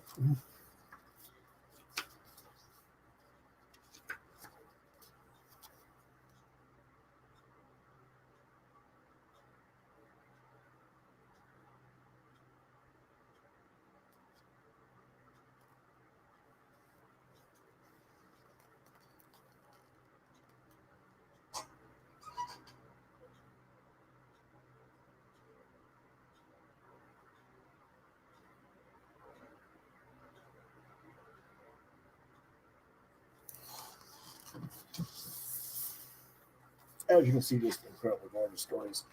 One of his most popular stories was a story called Jennifer. I'm gonna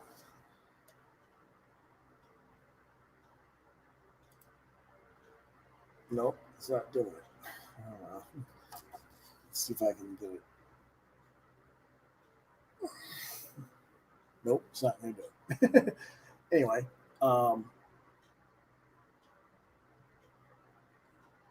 little hunter out in the woods, and he thinks this guy's gonna kill this girl, and he kills this guy, not realizing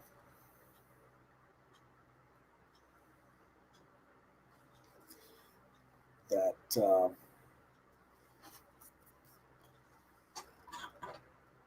she's messed up.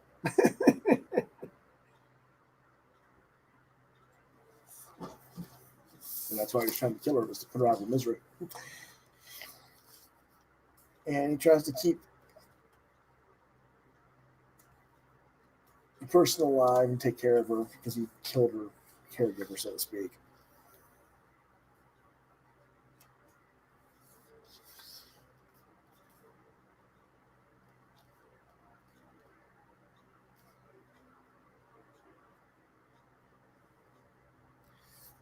And the girl kills some children because she's mental and everything else. And he goes and takes her out in the woods to kill her. And well, he tries to stop he tries to end it the way the other person did, and he gets shot. And well, it starts all over again. But there is just a bunch of amazing stories in here that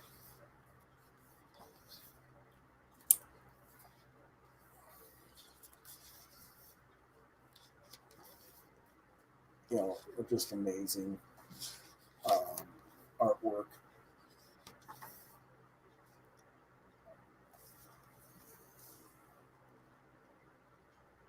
Martian Saga, where he's doing a horror story out in Mars.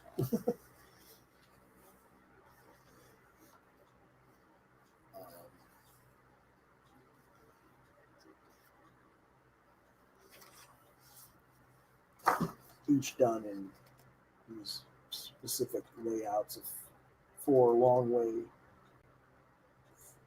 tall.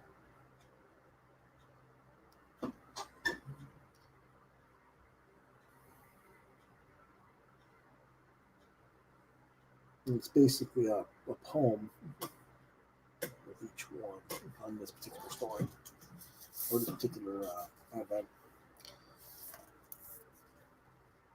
You can see it goes through.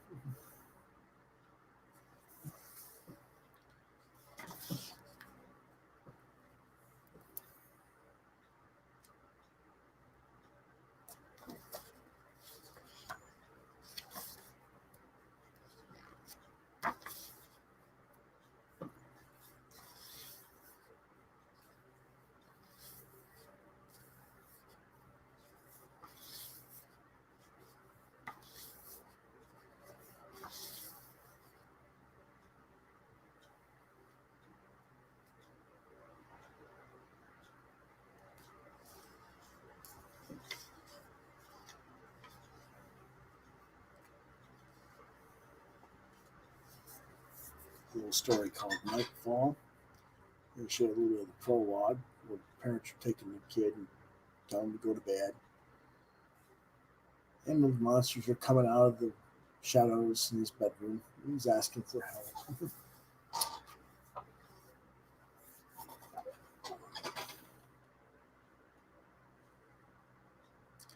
And of course, whenever the parents come in, the monsters disappear. There's no such thing as monsters under your bed, son. And of course, the kid's Nemo is his name. So if you're familiar with Nemo, um, for comics, people who aren't comics aficionados, there's a comic book called Little Nemo in Slumberland. It's kind of a play on that particular series.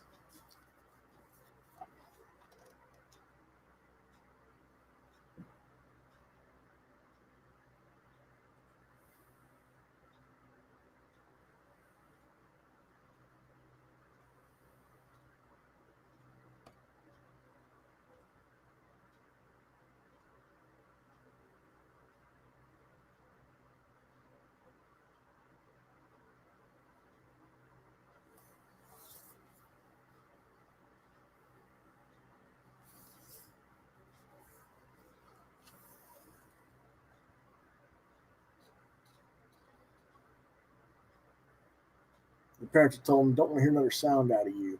So of course they come back out. Now they're going to take his bed and shove it out of the window. Which, for those of you who don't know, his bed is supposed to be in Nemo and Slumberland flies around like a magic carpet and stuff. But they're going to shove him out of the. They're going to shove him out the window. He's screaming for help. And he's just out at the edge of the bed, and the parents are like, "Hey, how did you get that? Get out there! What the heck's wrong with you?"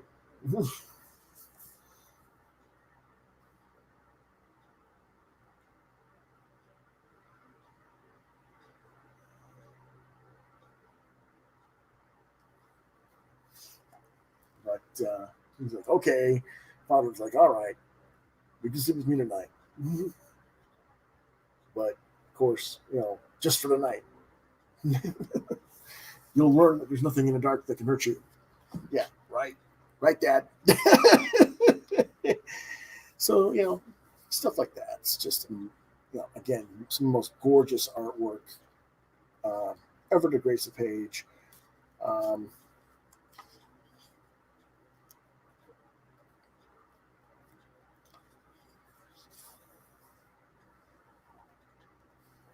and there's a little bit of color work in here, too.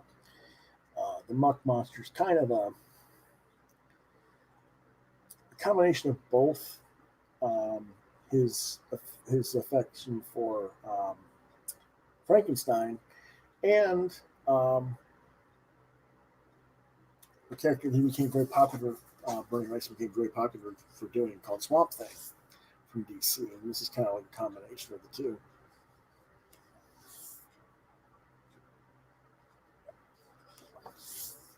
But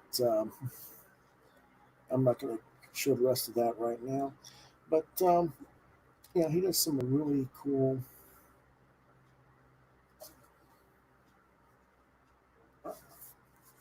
color covers and point things. But hey, like Uncle Creepy says, if I can get it to come close enough so you can read it. There you go.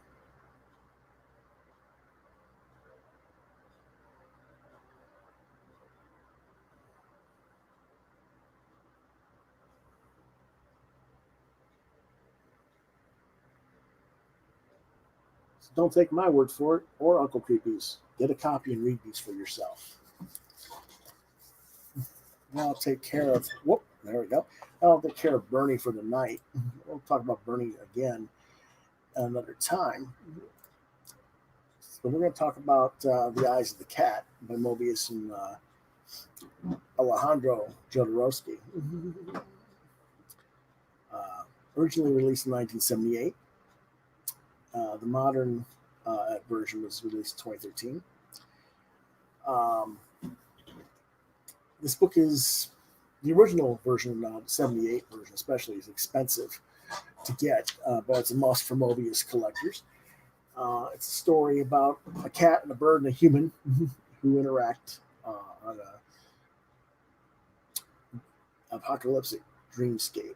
It has some incredible symbolism and dynamic visual graphics by Mobius. I'm going to go ahead and just go cut to some of the artwork here.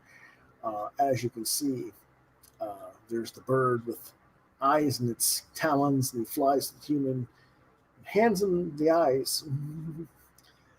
Well, the eyes are from the cat, and you can see the humans holding the eyeballs with the long strings out there. Now, I'm not going to get into the story about that too much. Whoops. Hold on a second. I'm not going to get into the story of it too much, because one of the things about this particular story is that it's very short. The book itself is only like 54 pages, but the actual story is a short story that was maybe 4 or 5 pages. And Mobius actually expanded a 5-page story into 54 pages of dynamic art. And so trying to explain this story to you without showing you all the visual dynamics is virtually impossible. And I don't have the book available right now to put you through it. And even if I did, that would kind of spoil it for you. So, again, expensive book for the original. You should be able to find a 2013 edition, which has a little bit of a gray, a yellowish.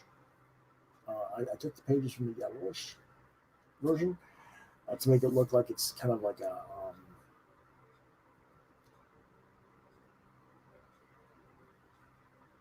there's a reason for it. I can't think of what it's supposed to try and give it like an aged look, but it's the dynamics of that artwork and that story. It's one of their very first collaborations, and for those of you who are familiar with Mobius, know that Joe Dorowski was a regular collaborator of his. But what I like about the story is all the symbolism between the three parties involved, so to speak, and what's going on, and who's surviving what, and how, and where. So,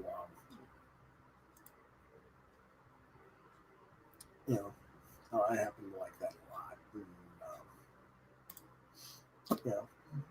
there's that. So, I'm going to move on from that one, though, because without the art, more of the art, it's kind of hard to really capture that one. But I think that for Halloween, the graphics of it, if you read it, you'll get it. You'll understand why I picked it.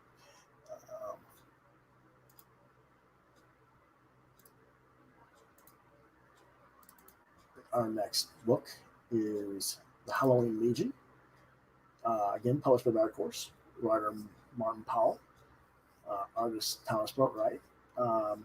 Design direction, co-creator is Diana Leto. The letterer is Tom Floyd. And the genre is a horror superhero series.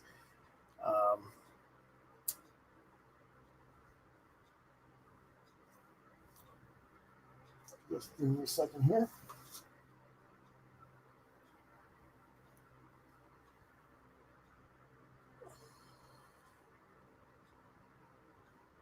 And if you can't read what it says, it's about a team of extraordinary guardians from a place of eternal October.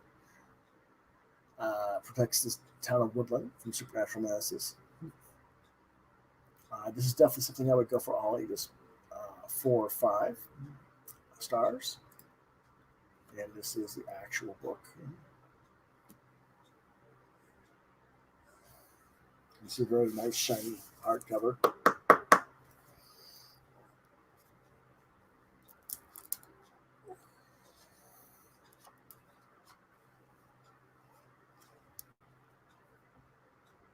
These are your characters.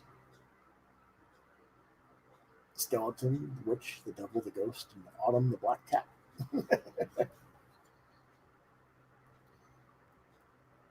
But she is not merely a black cat. She's the black cat, if you know what we're saying. all the mystic powers of black cats. Very cartoony, um, very easily something that you can share with younger readers. With goblins are chasing the kids.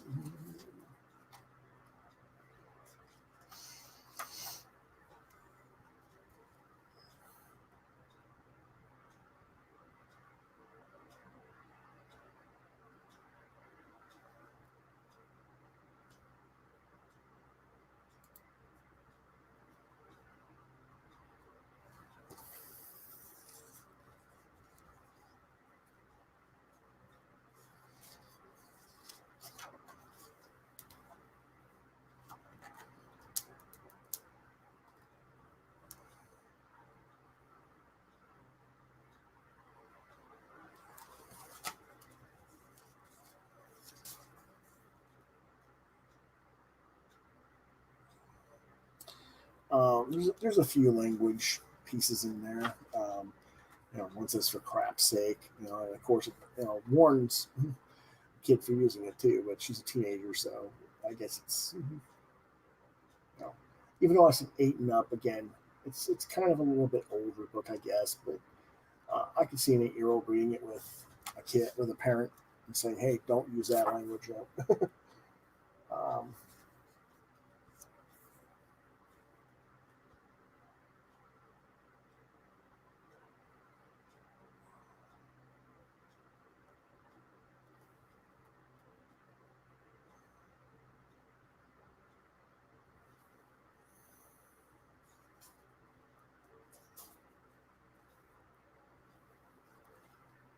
and they're going to face off against the invasion of Martians or invasion of aliens.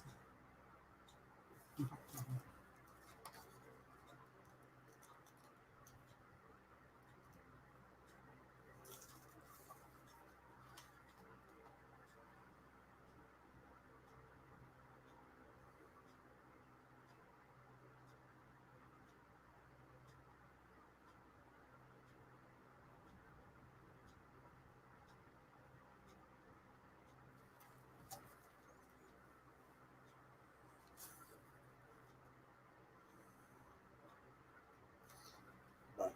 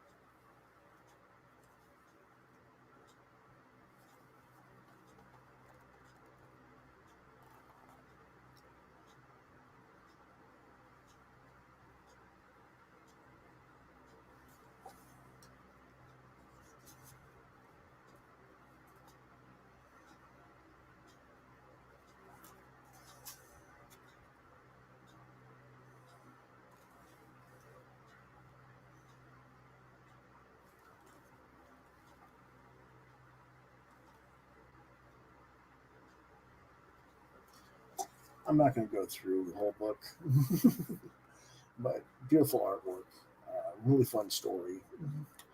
Um, just can't recommend this book enough for all ages. I did say 8 and up, but maybe you go 10 or up instead of 8. But it's just a really fun book, and I wish they did more like this. I really do. But, people always say we need more all kids books, all more uh, cool superhero team books. This is it right here, folks. This is the stuff.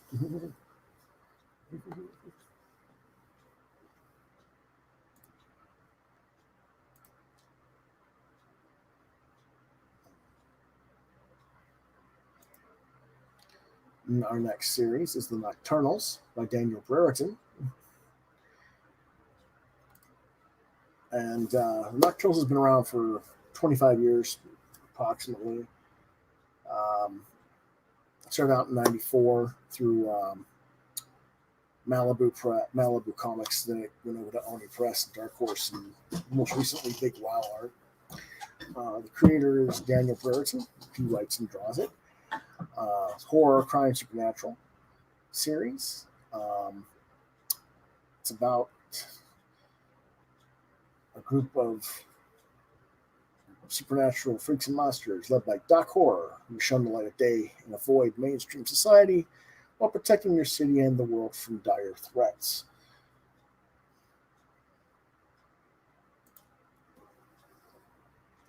I have a bunch of those. There's all kinds of those. Those four, I showed you three of the graphic novels that are out. They've got like 5 or 7. This one just called The Sinister Path. And it's a little bit, I didn't show that one on the screen. It's a little bit newer book. This one is Big Wow. And it's, let's see if I can find what year it's printed. It doesn't say what year it's printed on. That's not nice. um,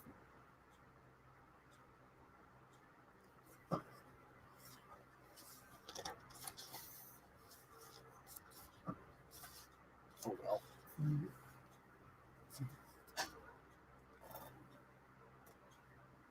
This is Starfish and the Raccoon. The raccoon is kind of like sort of a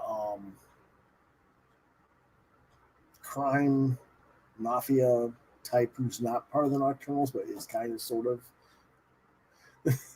And he dates Starfish, who's one of the other characters.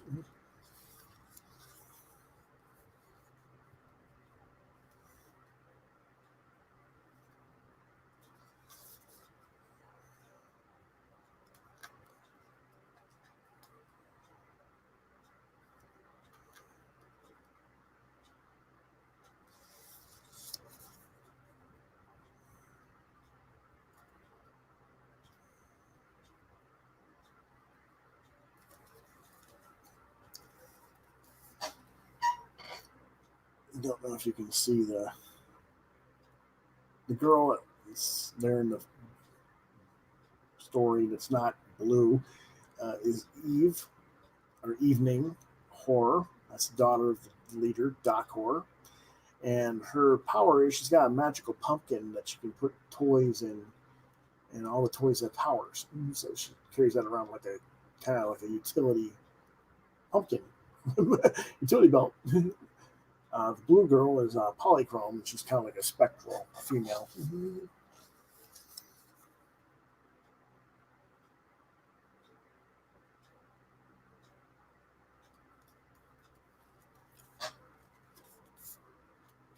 And you can see her dolls are kind of like, what's going on? You don't understand.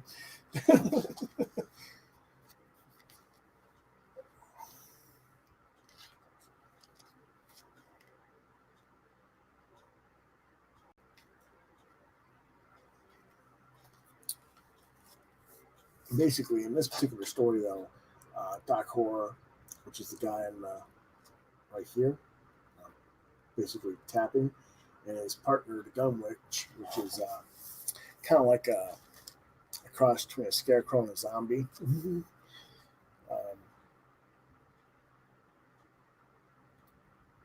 They're dealing with someone who is a little bit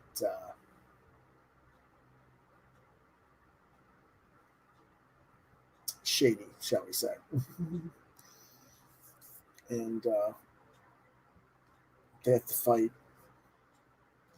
different people in a crime, supernatural mob, if it were.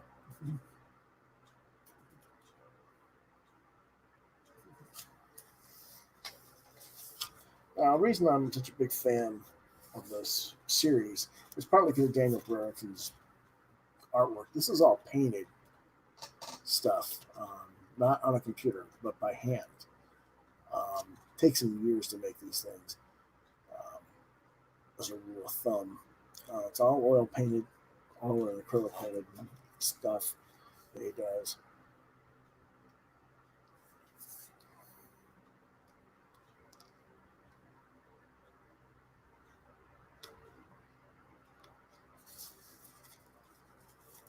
And the characters, I kind of look at them as kind of like a, I don't know, they're kind of like a supernatural. Um,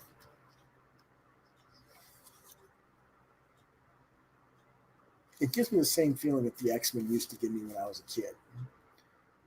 You know, the characters are just interesting to me, and they're just engaging in a way that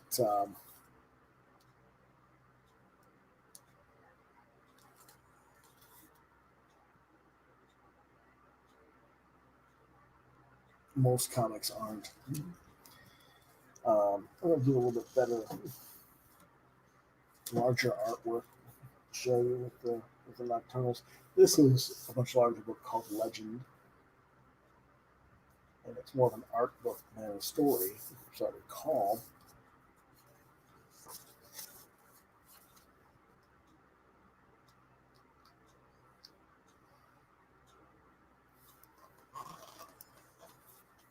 But these are the characters.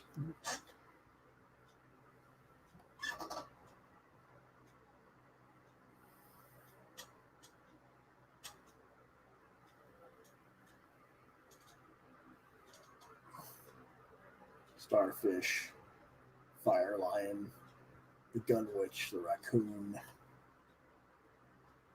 Polychrome. There's a few redacted files on these things, but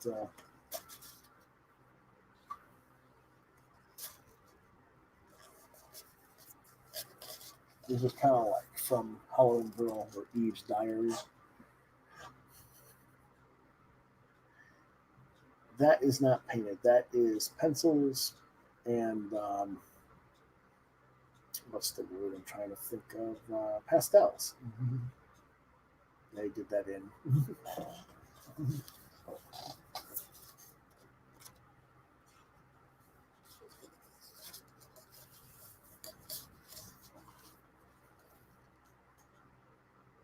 And they're on a Starfish and Polychrome.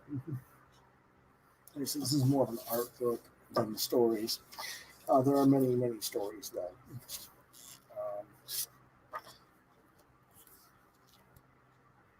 This is probably the best superhero team other than for adults. This is the best Halloween Legion for all ages. I'll show Halloween Legion again for everybody, for older teens and adults. Nocturnals. I will go back to this. You start with Black Planet, which is the first one on the left. I think the next one is The Dark Forever, and then All Hallowed Eve. But there are, like I said, 5 or 7 different trade paperback collections of the stories that collect all the stories and the characters. You should be able to figure out what they are online relatively easy. So if you want to check that out, I highly recommend it. It's 5 stars. I cannot more recommend a series than I do to Nocturnals. Let's see what else we've got real cool here. Yes, The Girl from the Other Side, Salems Lot. Publisher is 7 Seas. The artist is Nagabi. Horror fantasy released January 2017. This is a manga produced by 7 Seas, and it's been re-released by Tokyo Pop. You should be able to get it. There's 7 chapters. This is just the first cover to the first issue, first book. It's about a little girl named Shiva and her guardian, whom she calls teacher. And it's about trying to figure out what they are and what she is, because humans have built towns and walls to keep inside and keep out the dark monsters. and they have abandoned little Shiva to the darkness, to the wilderness. And Teacher is one of the very few creatures, or one of the creatures that the humans fear. Um, they have figured out that if she and Teacher ever touch, she's doomed to become a monster just like him. But as they try to uncover why she's been left behind, they encounter more creatures like Teacher who hint at the role she plays in her own exile. I think it's a really cool story. It's recommended for 10 and up. 10 and up. Parents should read it if they're a little bit younger, 10 or younger, but read it with the kid. But yeah, 10 and up. 4 stars out of 5. Here's some of the artwork. Sorry that the finger is showing in there. That's unfortunately, I don't have the book right now. Someone's borrowing it. Because I was talking it up and they wanted to read it. So I can't show it. But that is Teacher. And she went out where she wasn't supposed to go outside, and so she's a little bit upset about being bored all the time. But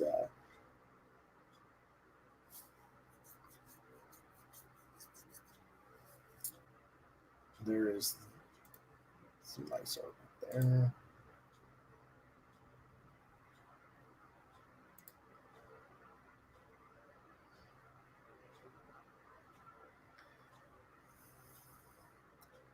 I don't know if you can read the stuff from the so-called chapter 35, chapter 16. It's like those are little nuanced chapters. They're not full chapters like what you would think of a book.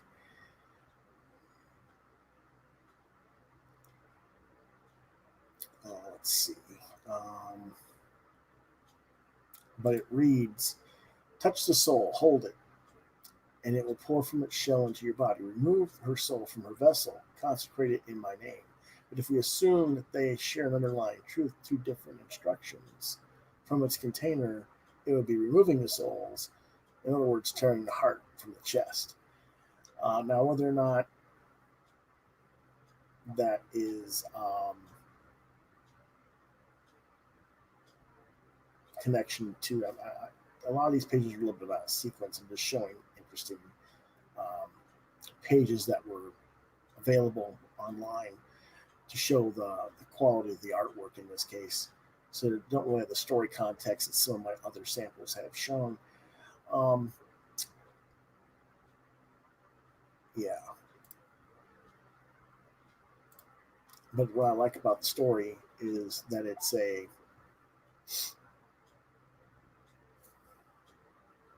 slow build, because you know Shiva. Well, if you don't know what the name Shiva is, Shiva is the name of the destroyer of all worlds. Mm-hmm. So she's already a monster, so to speak. um,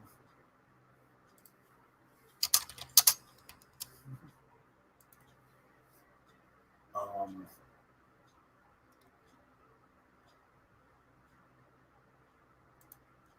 it's very interesting because in Hinduism, the name Shiva for the destroyer is a person that actually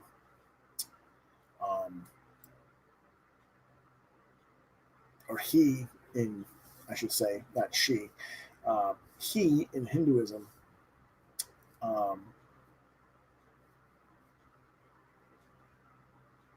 he creates, protects, and changes and evolves the universe. And with her name being Shiva, it is kind of like an implication of that she's got that ability, or will have that ability, if she, when she grows into her prime, and if she touches Teacher, what will she become? Is more evil, or not necessarily evil, but darker, and more of a destroyer rather than a protector.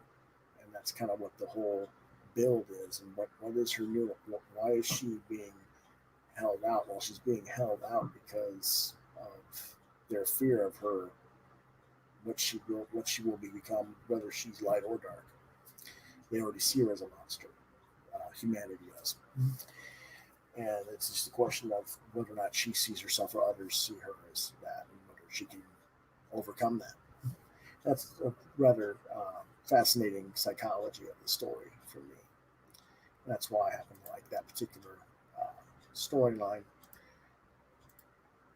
Now, some of you will probably want to talk about a little bit of Marvel. And so basically for Halloween, my top two would be Tomb of Dracula and Werewolf by Night. These are the covers for the complete collections. Volume 1 through 3 for Tomb of Dracula. Volume 1 and 2 for Werewolf by Night. These are the classic 1970s Marvel collections. They're a bit pricey. I think, if I'm not mistaken, that the first one, Tomb of Dracula, is like $100, which is ridiculous. But I think you can probably get it cheaper than that. But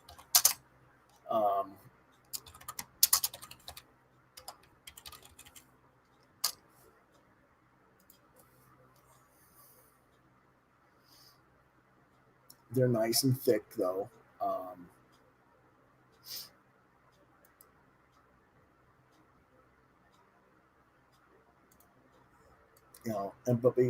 I don't know.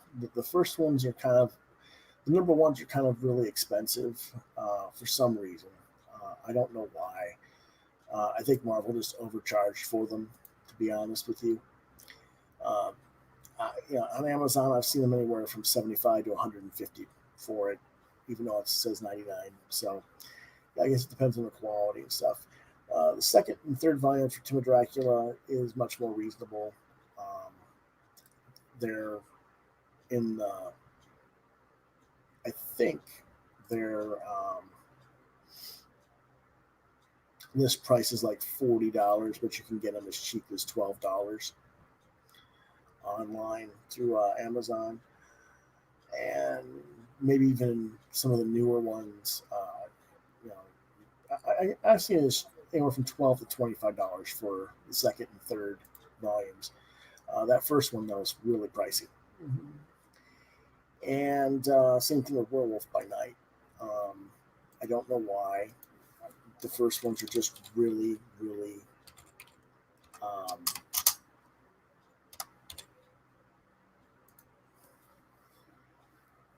really, really expensive for some reason, from what I've seen.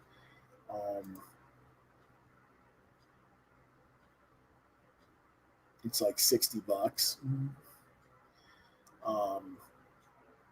But it is a 430-page book for we're talking 350 to 450 page books. So that's part of why they're that expensive, and part of it is just the classic 1970s horror Marvel books.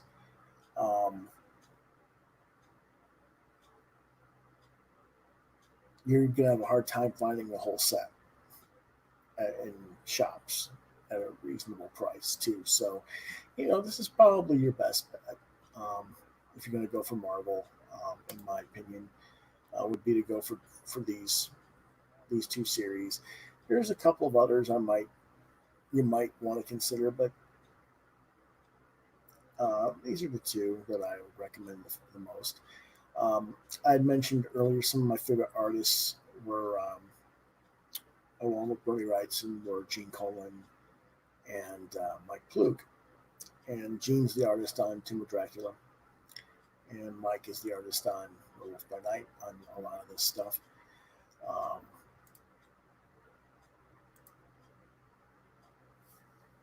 There are a few other artists in there.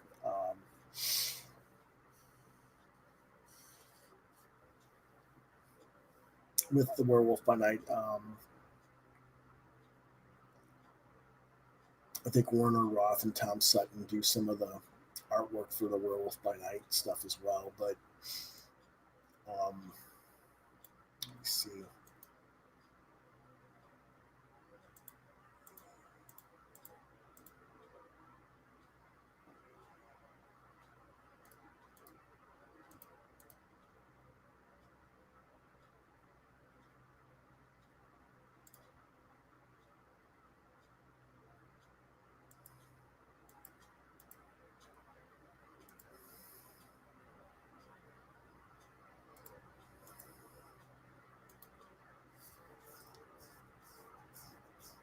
I'm going to try do something here and share a different screen with you guys. I don't know if it'll let me. Ah, yes, it did. Yay! This is some of the interior art for the Werewolf series. This is Mike Plug.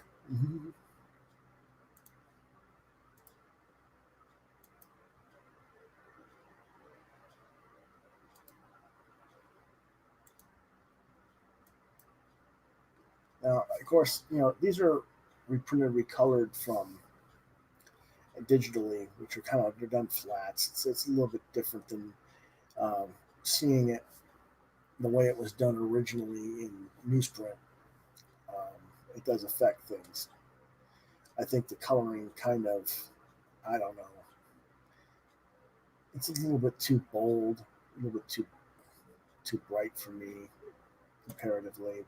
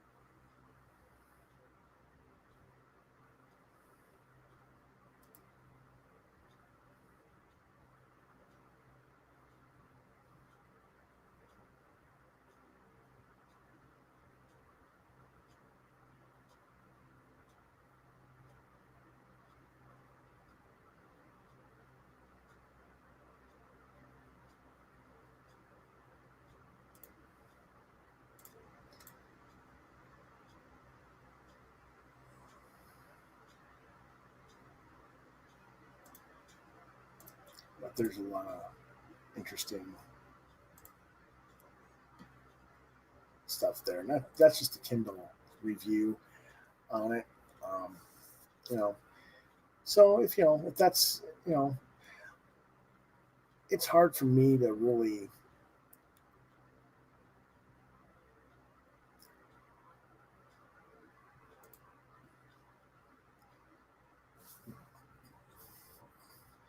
Mike Plug is a lot of that stuff doesn't really justify doesn't show as well as I thought it would on screen. But for me, um, this stuff was coming out in like 73, 74, 75. I was seeing it at 5 or 6 years old, a couple years later, and it started getting me interested in werewolves and vampires and stuff. I remember seeing those comics, and it made me go to the library and go find um, the books about Dracula and about werewolves and about Frankenstein, which introduced me into the movies that we were talking about a little bit earlier, because I'd find the books about the movies, which would then take me to the actual content by Bram Stoker and Mary Shelley and so on. So comics, step by step by step, get you into everything else. And people say that comics have no value. Wrong. Let's see. Um, what else do we have here?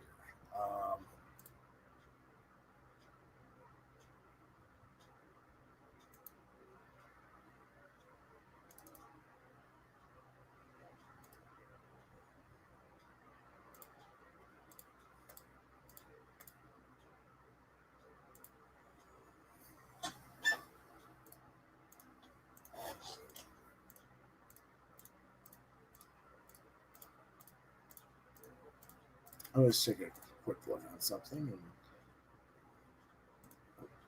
Okay. Alrighty.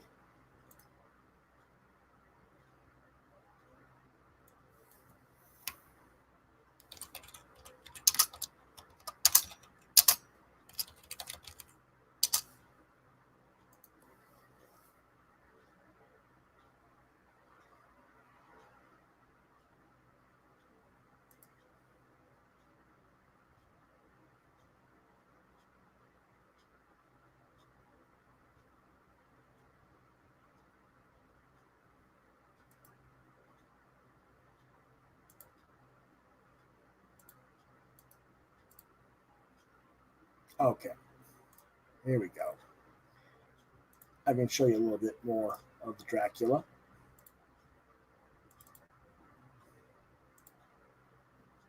This is the interior art for Dracula. This is Gene Colan art.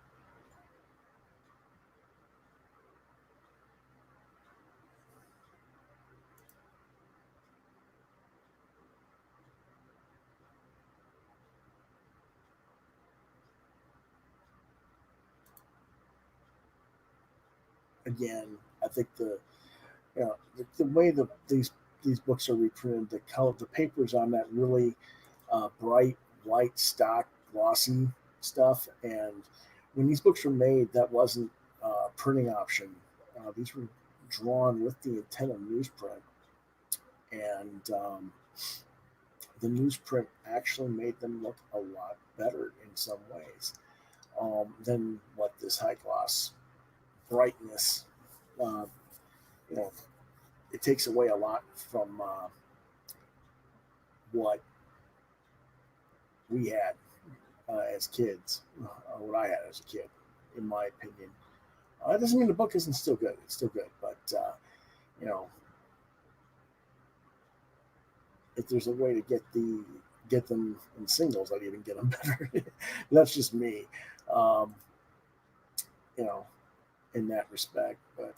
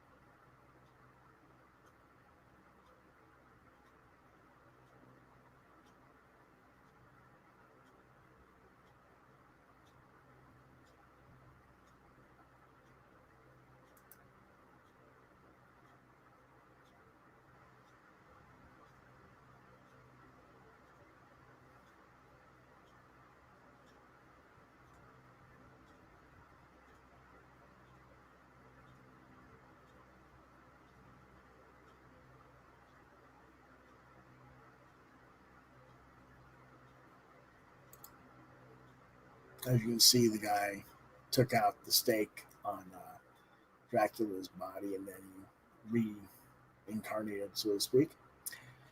Uh, if you look closer, no, it doesn't make that much of a difference. So we'll just do it that way.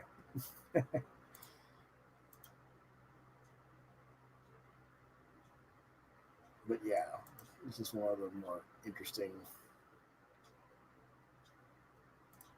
storylines.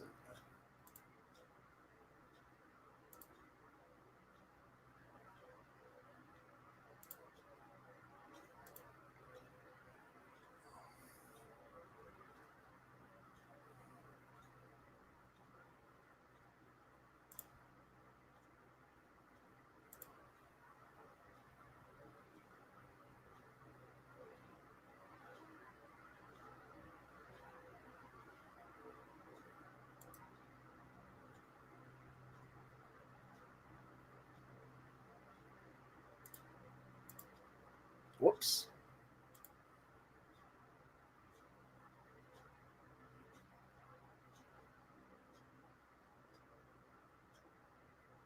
But anywho, that's my look at there for Tomb of Dracula. And again, it's 70s work. Um, a lot of the younger readers who might be watching this show might go, "It's a little quaint art. It's I don't know if I like that stuff." Um, Check it out, even if you don't want to buy it. Just take a good look at the stuff on Amazon. It gives you enough of a preview. Read it um, on the screen yourself rather than just reading it off of my thing. Because I'm not really giving you a large enough screen to see. And check it out and see if it's something you might like. I think you might be pleasantly surprised. Mm-hmm. But that is the only stuff from Marvel I'm going to show because and I don't have anything for show for DC right now. There's just so much stuff out there, though. I mean, DC's got House of Mystery. It's got Ghosts, which was their supernatural horror comics of the 70s. There's trade collections and omnibuses of those too. That would be appropriate for this time of year, and really just fun stories to read. So there's a lot of stuff out there for Halloween, and I hope you've enjoyed what you've seen tonight and enjoyed what we've talked about. Um, Not a whole lot of people watching, not a whole lot of people speaking tonight, but that's okay. People are probably wondering why I'm going to be doing Thursday with Halloween. I will be right back. I'm going to show you what I'm going to be doing. But yeah, just give me a second here.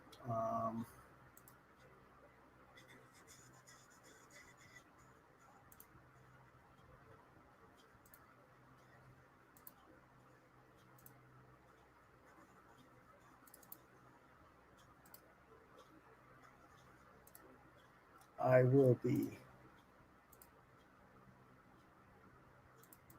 right back.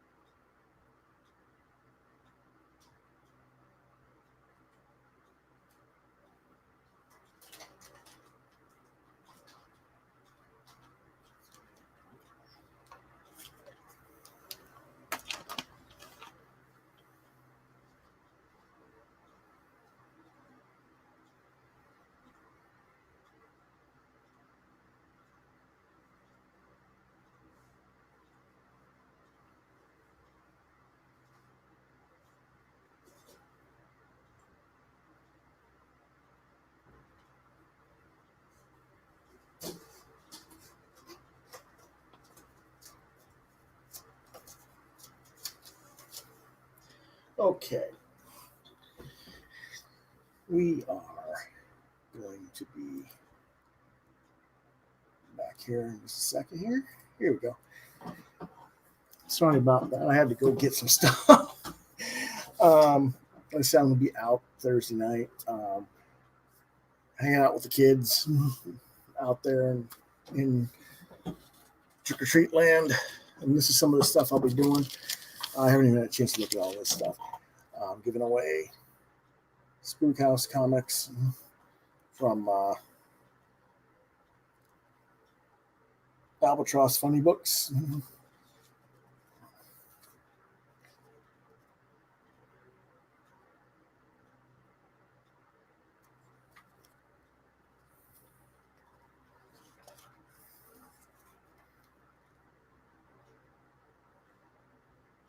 Which is basically kind of a interesting take on Spider-Man. He gets bit by a spider and turns into a spider boy with 6 arms.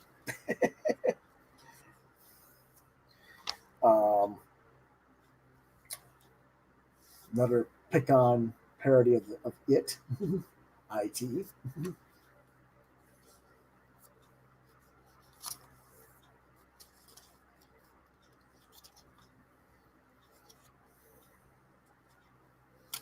and a parody of the Lost Boys called the Found Boys.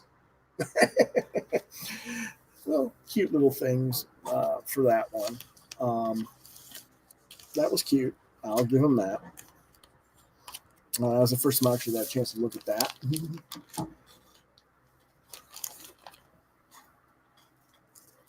I'm giving away Underdog.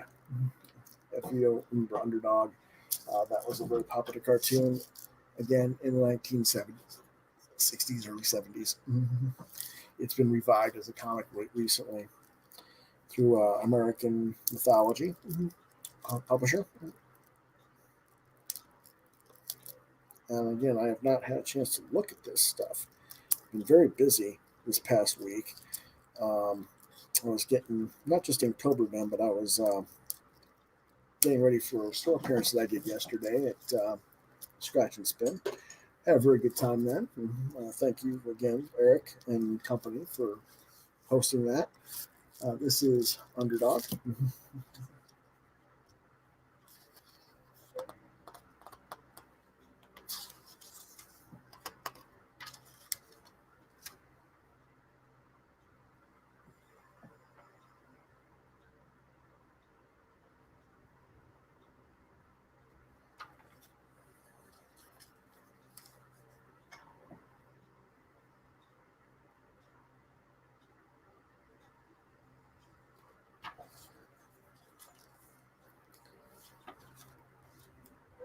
I'm not going to just focus on this page. The Role of Commander with Bragg. I don't know if you guys remember that. That was a spinoff of Underdog, so to speak.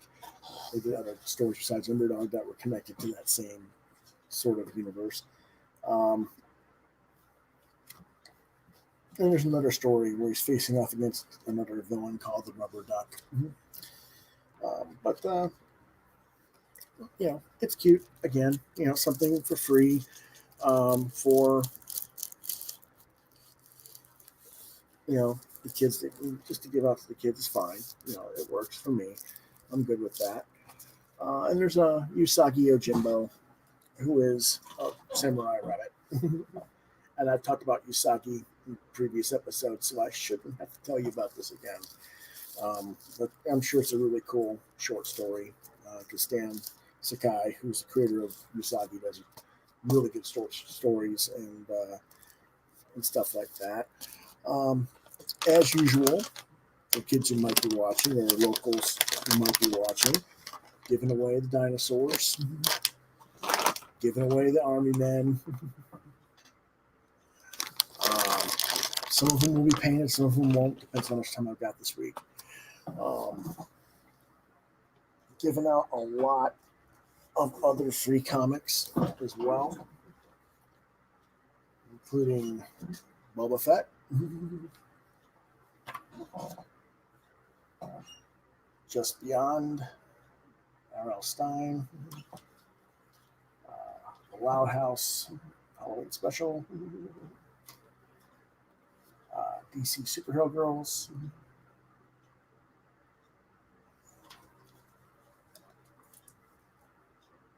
Junior High Horrors,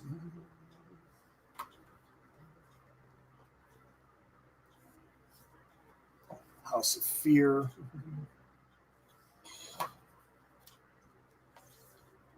Cthulhu Jr.,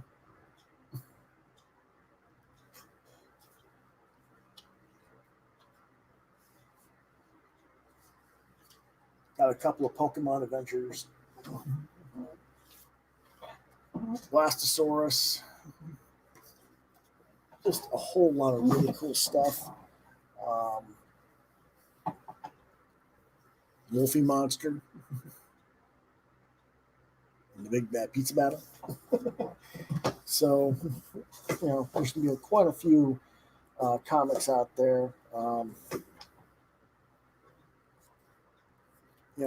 My favorite thing is Monsters. LFS.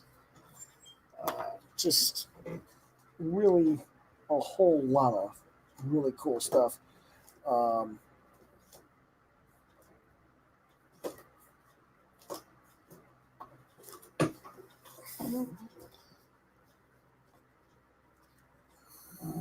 Sheets story about using the sheets to make a kill a ghost.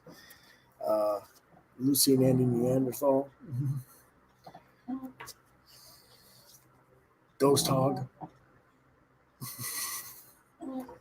Casper Spooksville. So as you can see, I got a lot of really cool comics to give away that are comics and Halloween related for the kids. And that's what I'll be doing Thursday. That's why I won't be here. So, rest of the week is me getting ready for giving out stuff and going out and hanging out with the kids and the teenagers and people who want to get free stuff.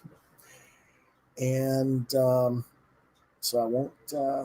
You might see me do some more Inktober this week before then. But other than that, have a good week upcoming. Have a good holiday. Have a good time out there trick or treating with your loved ones. If you are taking your kids out there, or you're going to be giving out candy to the kids and toys and stuff.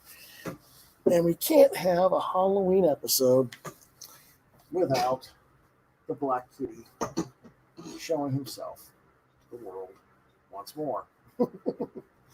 This is midnight, and he's a little munchkin that likes to terrorize me because he thinks he's the center of the world. And he kind of is, but he's a good boy as a general. Yeah, it's late.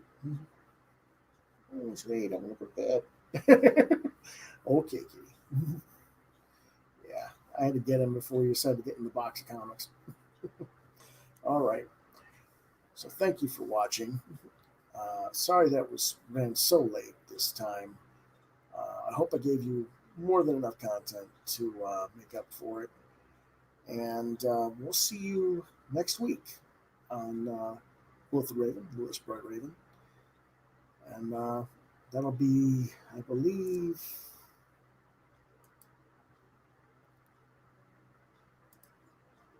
let's see, that will be November 7th.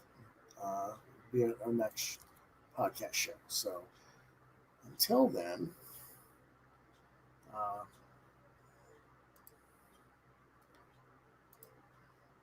want to say thank you for watching.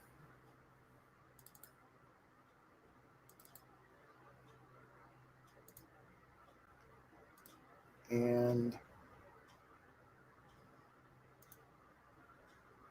we'll see you next week.